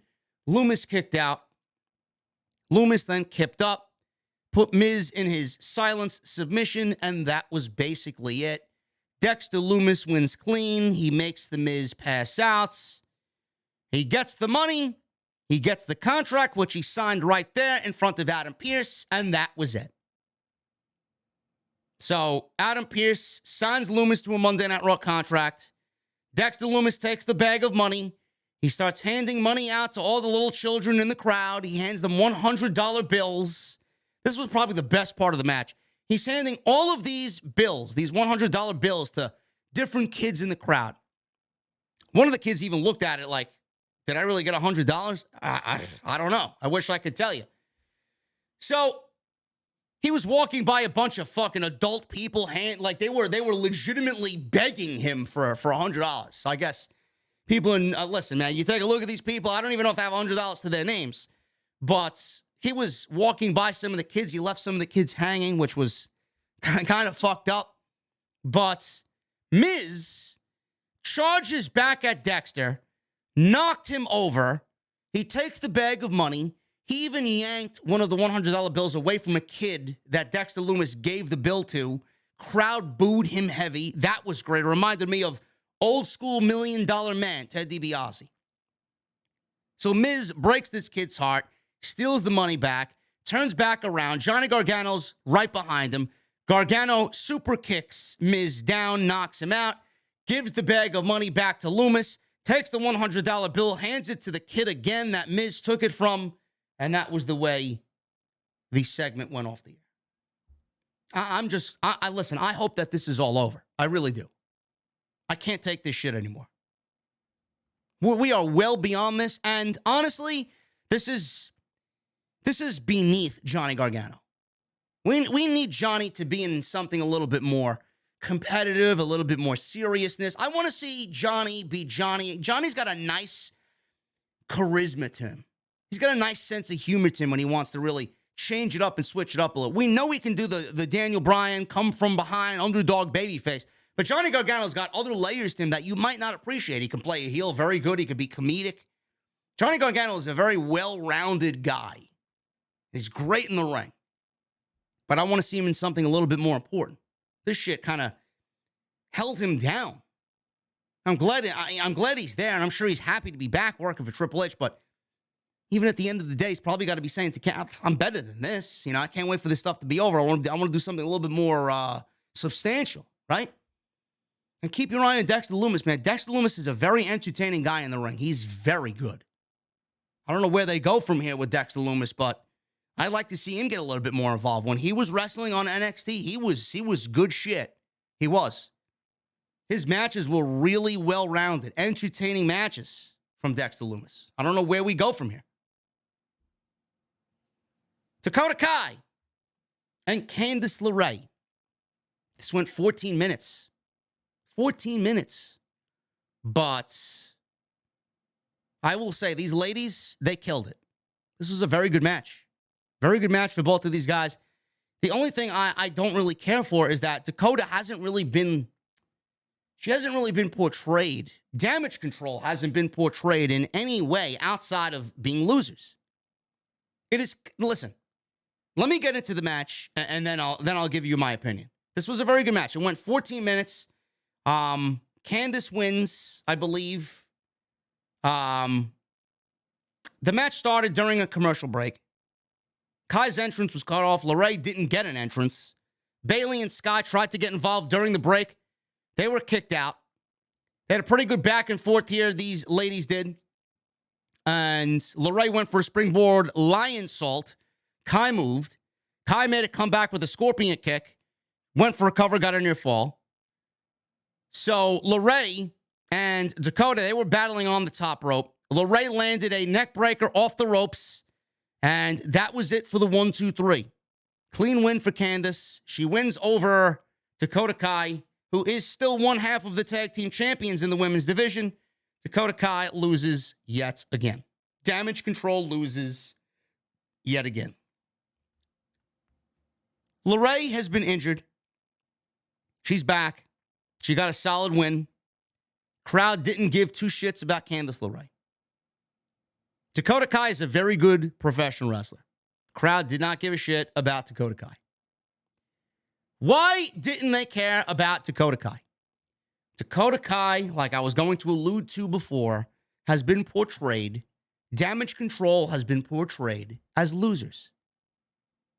How could you expect the crowd to give a shit about somebody who has absolutely no momentum, no heat whatsoever, and has lost almost all of her matches? I don't remember the last time Dakota Kai won a match. I don't. But you're asking the fans to get up on their feet and show that they're invested in this match. Now, it's easy to pinpoint Damage Control on Dakota Kai. Candice LeRae, I said this weeks ago before she got hurt. Who is Candice LeRae? I know who Candice LeRae is. Candice LeRae owns one of the best women's matches in all of NXT history with Io Shirai at TakeOver Brooklyn. I urge you to go and watch that match. I know who Candice LeRae is. Do you know who Candice LeRae is? Most of the people in this chat know who Candice LeRae is. Talking about the people in Norfolk, Virginia. Do they know who Candice LeRae is? No. Why don't they know who Candice LeRae is? Because Candice LeRae came back to WWE with her husband, Johnny Gargano. Nobody knew who she was. Little to no fanfare. She got thrown out there, couple weeks, injured, has taken 2 months off, now back. Who's Candice LeRae? Who's Candice LeRae? We got no return vignette. We got no coming soon. We got nothing on who Candice LeRae is. What's the Poison Pixie? Why do they call her the Poison Pixie? Who is Candice fucking LeRae? I don't know. I don't know. It's easy for Damage Control and Dakota Kai. They're just losers. But Candice LeRae, so much could have been done there to a point where people would get excited about, oh, who's this new woman coming to the division? They did the same thing with Mia Yim. Who the fuck is Mia Yim to the WWE universe? She was behind a fucking mask. For how long? Now, she did great tonight, but I mean, she body slammed Finn Balor. A woman body slamming a guy is going to get that type of reaction because we don't see it on WWE television all that often. That's easy. Had some geek on social media chime in on my tweet. Well, I thought you said Mia Yim didn't get any reactions. I don't know if you're hard of hearing, but she wasn't. She wasn't getting any reactions. It's easy to body slam Finn Balor and get a fucking reaction. It's not the point. The point is, you got to go that extra mile to make the fucking fans care, and the extra mile stopped early with Damage Control, and Candice LeRae, she's just there. Great wrestler. But who gives a shit about Candice LeRae? Nobody.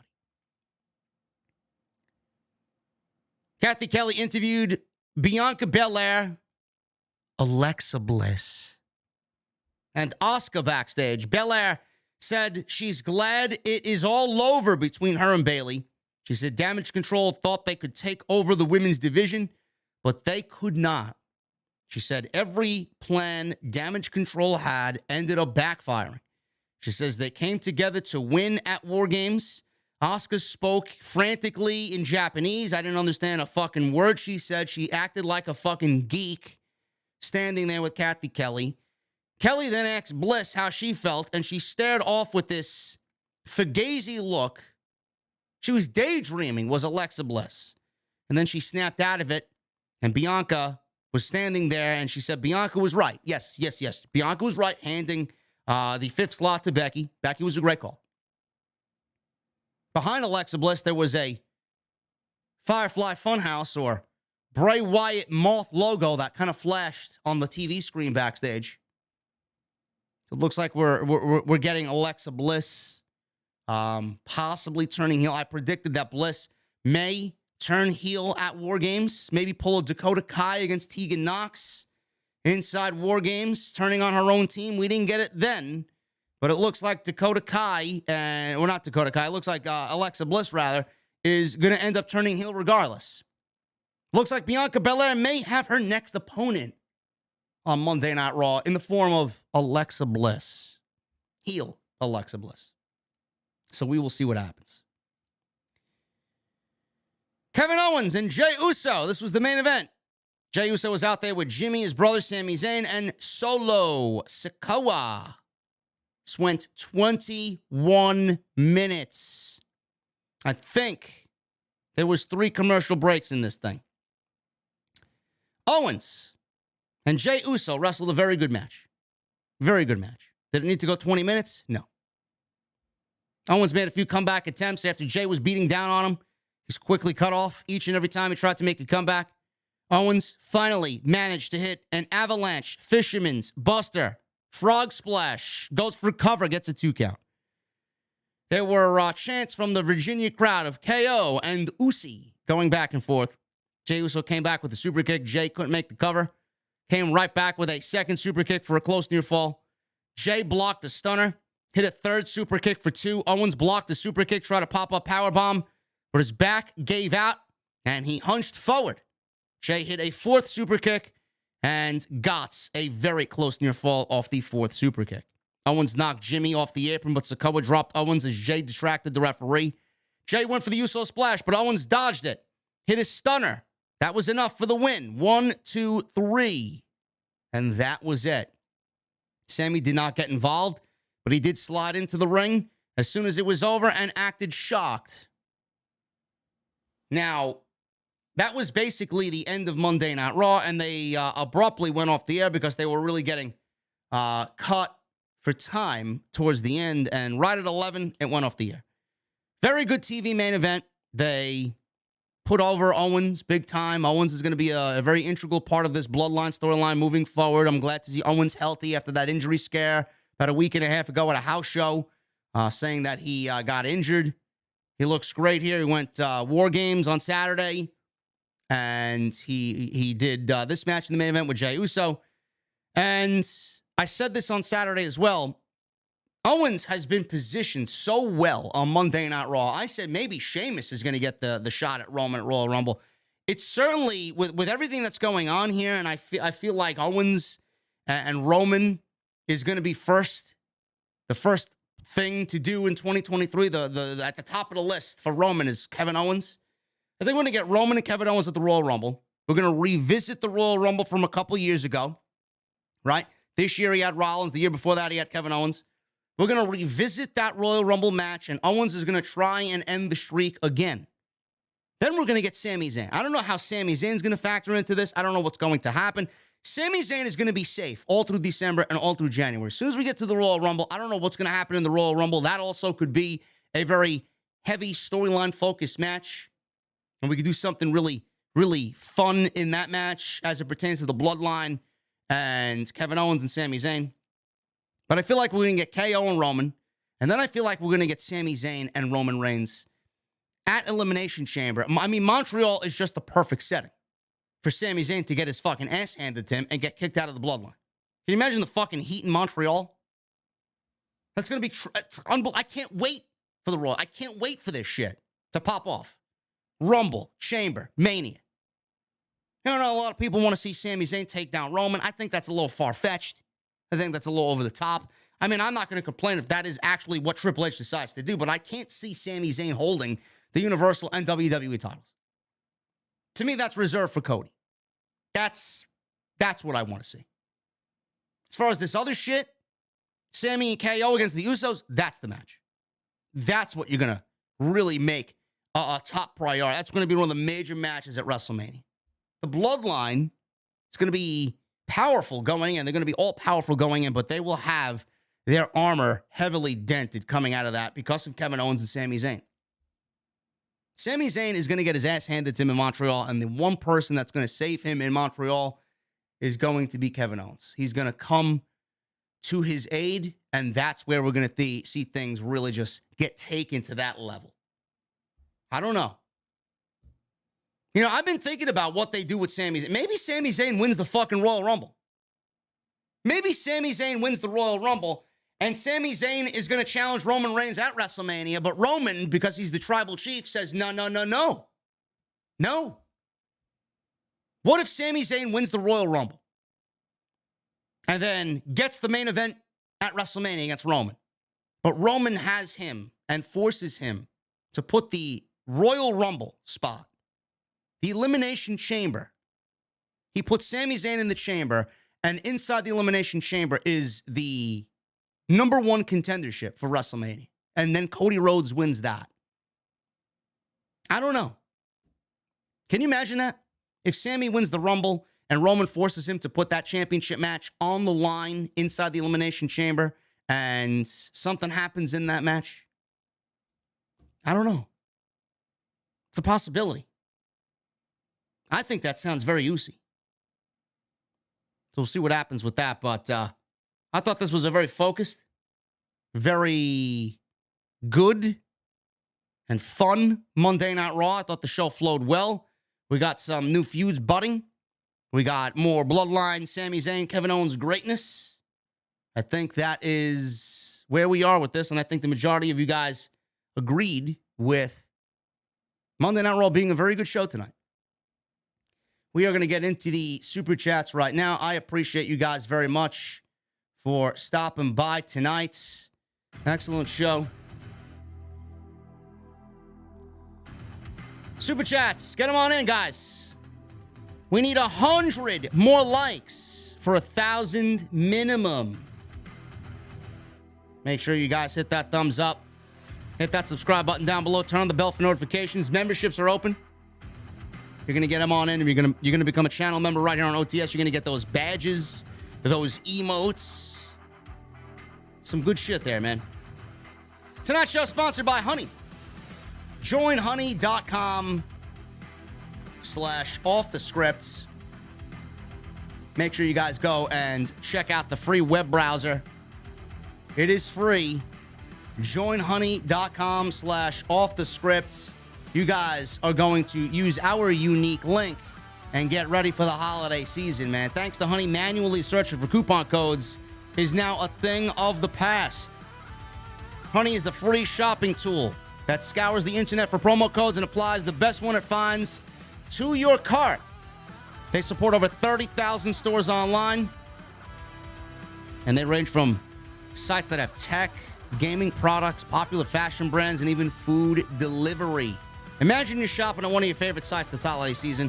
When you go to check out, if Honey is installed on your browser, Honey button's going to drop down, and all you have to do when it says click apply coupons, you're going to apply coupons. You're going to wait a few seconds. Honey's going to search the internet for coupons that it finds for that particular site you're shopping on. And if it finds a working coupon, you're going to watch the prices drop. And everybody wants to save some money this holiday season. Now, obviously, I'm going to be doing my Christmas shopping. I got a very short list of people I'm shopping for because I don't really care for Christmas. But normally, I always use the example of my fur babies, Bacardi and Bayley, cat trees, cat food, water bowls, toys, litter, you name it. I save so much money monthly using honey to keep them happy. If you don't already have honey, you could straight up be missing out. Honey's found over 17 million members, over $2 billion in savings. It's literally free. It installs in seconds. And by getting it, you're doing yourself a solid and supporting this podcast. And I never recommend anything I don't use. Join Honey for free at joinhoney.com/offthescript. And I want to thank them for once again being a great friend and a great sponsor of the podcast.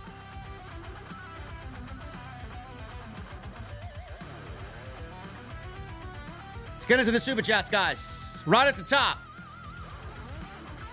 Right at the top, we are going to start with Joseph Taylor. JD, do you like Bon Jovi? If so, do you like any Bon Jovi songs? No!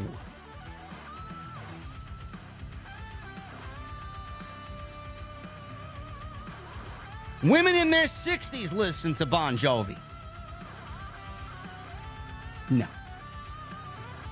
Michelle Moran with a $2 super chat. Hope Roman doesn't bury KO for unplanned shot Saturday. I don't know what the unplanned shot was, but we'll talk about that tomorrow on an extra. Side Wrestle with a $1.99. What started your beef with Ryan Satin? I'm curious. Well, he tried to ruin my fucking career by chatting it up with Alexa Bliss. The whole reason why Bliss came after me the first time for the crude joke that I made was because of Ryan Satin. No doubt about it. But I'm still here, stronger than ever, and I get more views. Everybody likes me better than Ryan Satin, and I don't have a fucked up haircut, and I don't have a punchable face like Ryan Satin does. And to be honest with you, I'm better looking than Ryan Satin as well. And his commentary and his takes on WWE are the worst in the community. Maybe one of the worst I've ever heard. Awful. Not today, Jay, with a $9.99 super chat. I don't think Alexa is turning heel because if you notice, the Wyatt 6 or Bray's logo keeps popping up behind her. I think either she and Bray reconcile or we see a darker Alexa, but not a heel Alexa. Bro, if Alexa is going darker, she's going heel. Alexa needs to turn heel. This babyface Alexa shit sucks. She's ice cold. Michelle Moran with a $2 super chat. KO and Jay had a banger tonight. Yes, they did. 20 minutes. $1.99. I actually enjoyed Raw tonight. Best Raw in a while, says Tyler. Yes, I agree with you, brother. Tony Brown with a $1.99 super chat. He says, my young friend. Thank you, Tony Brown. I appreciate you, brother. Nick Williams with a $100 super chat. Thank you again, brother, for your generosity tonight. Always love having Nick Williams in the chat. The Cake with a $2 super chat. All the love for Mickie James and Christy Knuckles. I have no idea who Christy Knuckles is, and I don't know why we're giving love for Mickie James. Did she retire?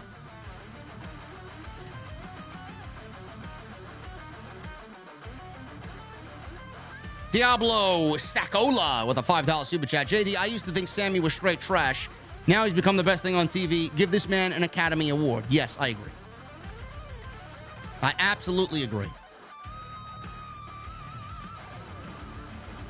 Jedi Joker 93 with a $5 super chat. JD, random question, but if Doc and Tim the Tap Man were pro wrestlers, who would be a good feud for the tag team titles in either WWE or AEW?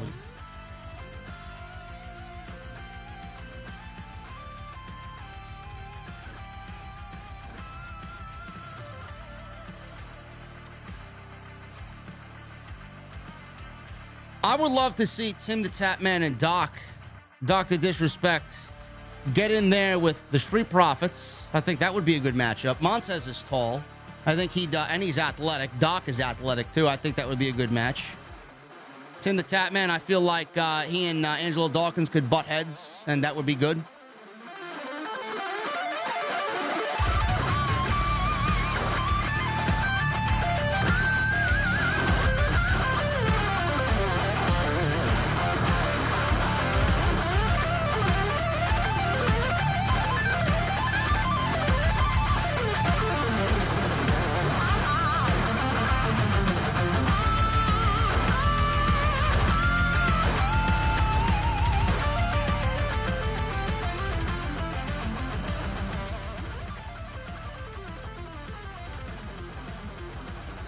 Mickie James' brother passed away in a car crash. Oh my goodness. That is awful. That happened today? Knuckles is her brother. And he passed away. I'm sorry to hear that, man. That's awful. I don't even know what to say about that.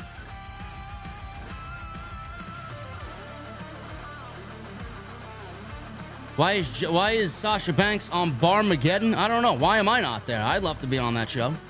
It's right up my alley.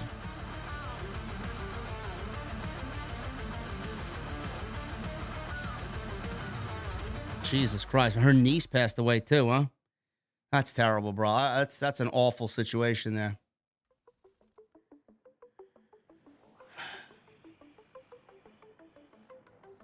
Joseph Taylor with a $5 super chat.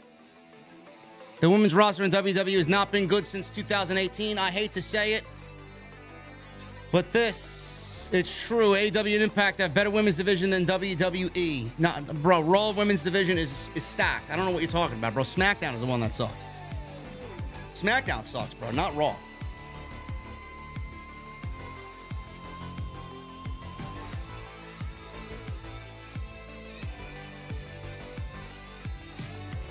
Colin Hutton with a $20 super chat. Usually I look forward to Seth's outlandish outfits every week, but I definitely wasn't expecting him to wear Becky's bedtime lingerie tonight.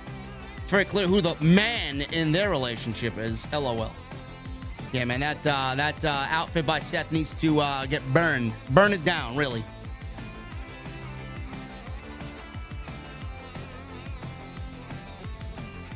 Thank you, Colin. Chris G with a $4.99 super chat. The Bloodline turning on Sami might be better than the Festival of Friendship. Yes, absolutely. Absolutely. There's raw emotion here. That was great for what it was, but it's not this. Joseph Taylor with a $2 super chat. Raw was a 7 out of 10 for me. Thanks, Joseph. Ghost Sniper 35 Gaming with a $5 super chat. Do you think Ray will face Dominic after the promo before War Games this past weekend?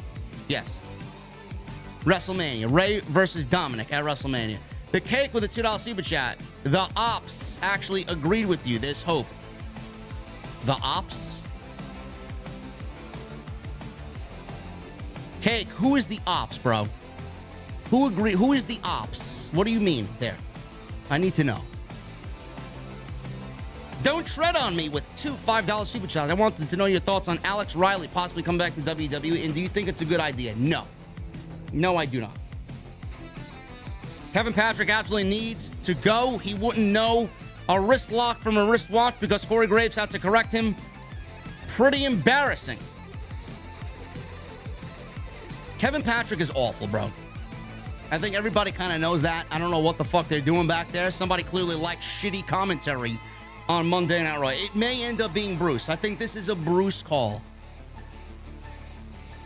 The opposition, the enemies. Good. I'm not as vile as everybody thinks I am.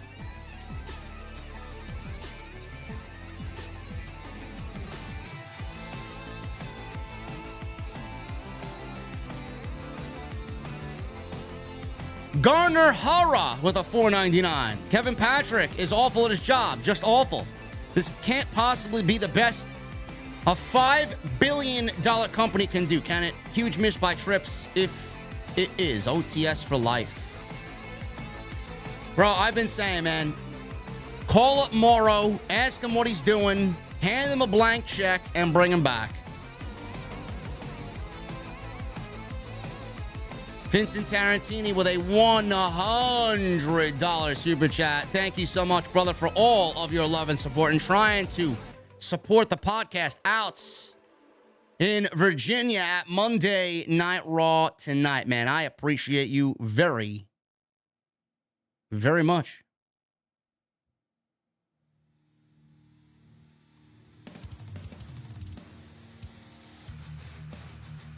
The Cake with a $2 super chat. Ronda Rousey is the female Bill Goldberg. At this point, bro, I don't even know who's worse. I don't know who's worse.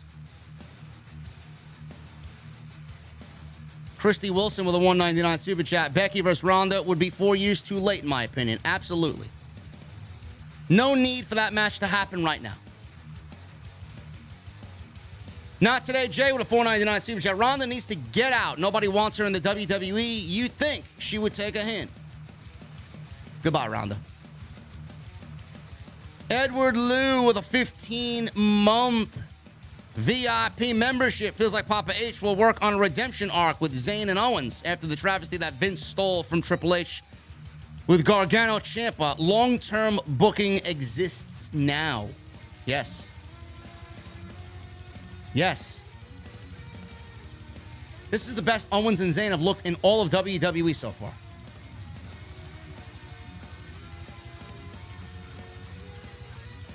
I want to shout out some members, man. I want to shout out some members here. I got to shout out Akachi Ra, The Visionary, Zach Seymour, JDE, Josh Ash Lee, Daniel Rodriguez, Danny in Oak Park, Telewo Seze, Lakefront Studios, Brian Fernandez, Jacob Sims, Shantae's Stylish Treasures, and Nicholas Murray. You either all rejoined or joined for the first time. I appreciate every single one of you guys. VIP Club is the place to be, man.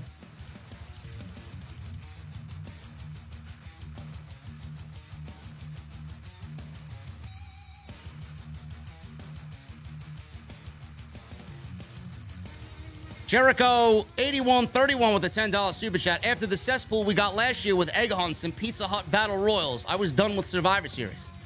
Triple H restored my excitement in it with a great show. Not the best, but better than anything Vince has given us, yes. Especially the last several years, man. Vince just completely destroyed Survivor Series.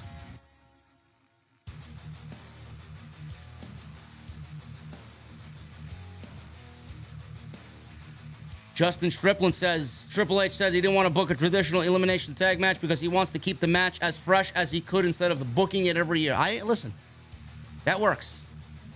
That works. It doesn't need to be every year as long as it makes sense.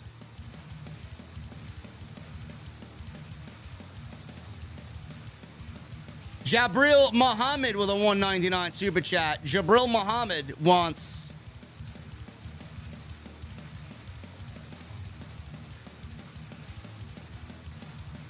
the mighty Omos voice in a geek voice.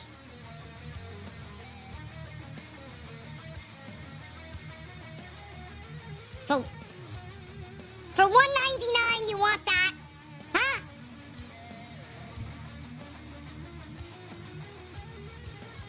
Can I do both? I can't do both.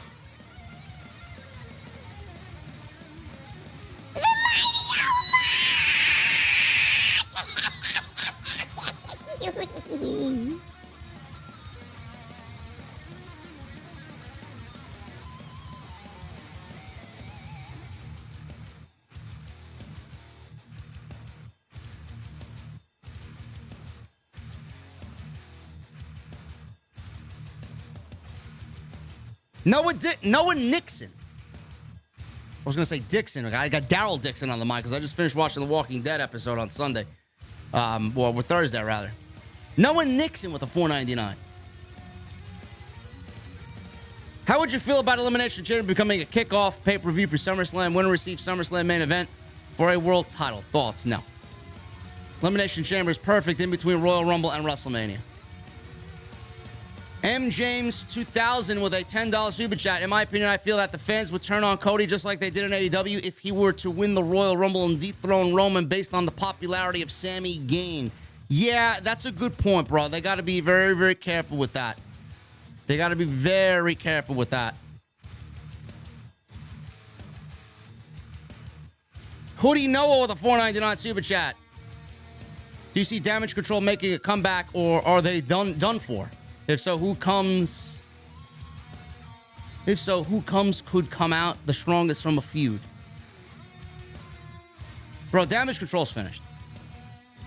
There's no way anybody's going to legitimately care about damage control, bro. The damage has been done. Joseph King with a 10-month membership. Thank you, brother. I'd love to see MJF and Jay White go one-on-one. AEW champion versus IWGP champion. Could be a good match. MJF can make anybody look good in that ring, bro. Jaquise Polk with a $5 super chat. No message. Who do you know with a $4.99? You think damage control can make a comeback, or are they done for? I just said this. How would you take splitting them up? Just have Bayley leave. Just have Bayley walk out, bro. Lena Scorpio with a 4-month VIP membership. Enjoy all your shows, JD. You forgot to read my last Monday super chat the day after my birthday. You think Sasha will return at the Royal Rumble? You know, Scorpio, I have no idea. Sasha is being very, very cryptic about everything. I thought she was going to be at Survivor Series. I give up. I give up. She wants to go do other things. No matter what she does, I'll support her. Jaquise Polk with a $5 super chat. John Cena versus Gunther at Mania for the IC title. No. Absolutely not. Sheamus versus Gunther at Mania for the IC title is the only IC title match that should be booked. Cena versus Austin. Cena versus Logan Paul. Gunther and Cena sounds like a great SummerSlam match. Does it need the title? No. No. I could see John Cena and Gunther. You know when I see John Cena and Gunther? I see John Cena and Gunther when Gunther is the world champion and John Cena is chasing number 17. That's what I see for John Cena and Gunther. And Chelsea with a $2 super chat. Shout out to Otis. How you doing, buddy? OTS for infinity.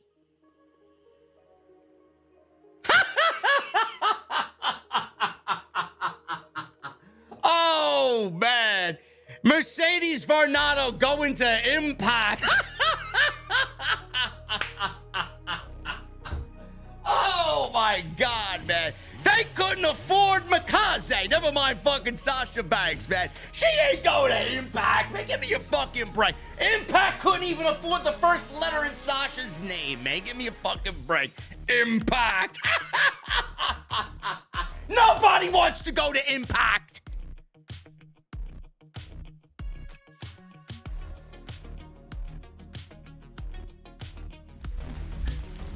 I'm getting out of here, man. I'm getting out of here. I'm sore, I'm tired, and I gave you guys a 2-hour stream, man. Hopefully you appreciate it. Jesse, put Call of Duty away, bro. Somebody spilled something on the floor, bro. I don't know what it is, and there's vomit in the bathroom, bro. Somebody got a little feisty at the bar. I don't know who it was. It might be Rage. All right, I don't know what the fuck. And I got overflowing toilet in there, bro. You gotta clean it, all right? I'll see you on Wednesday, bro. All right. Shut up, man. Fuck your tacos, all right? Just put the goddamn control down. You and your fucking Modern Warfare, man. Get out of here. This fucking guy. Anyway. This guy don't listen to me, man.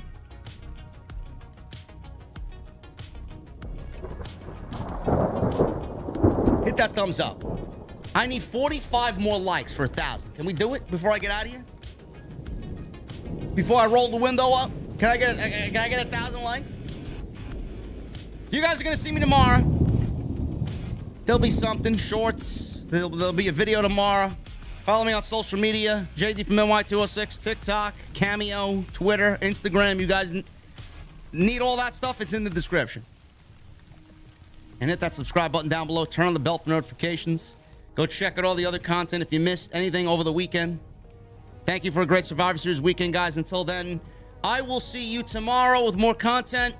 I need those ace emojis in the chat. I need those Mustang emojis in the chat. I need those rock on emojis in the chat. And I need that music on max. Guys, I'll see you tomorrow right back here with some more content on OTS. I'll see you guys later.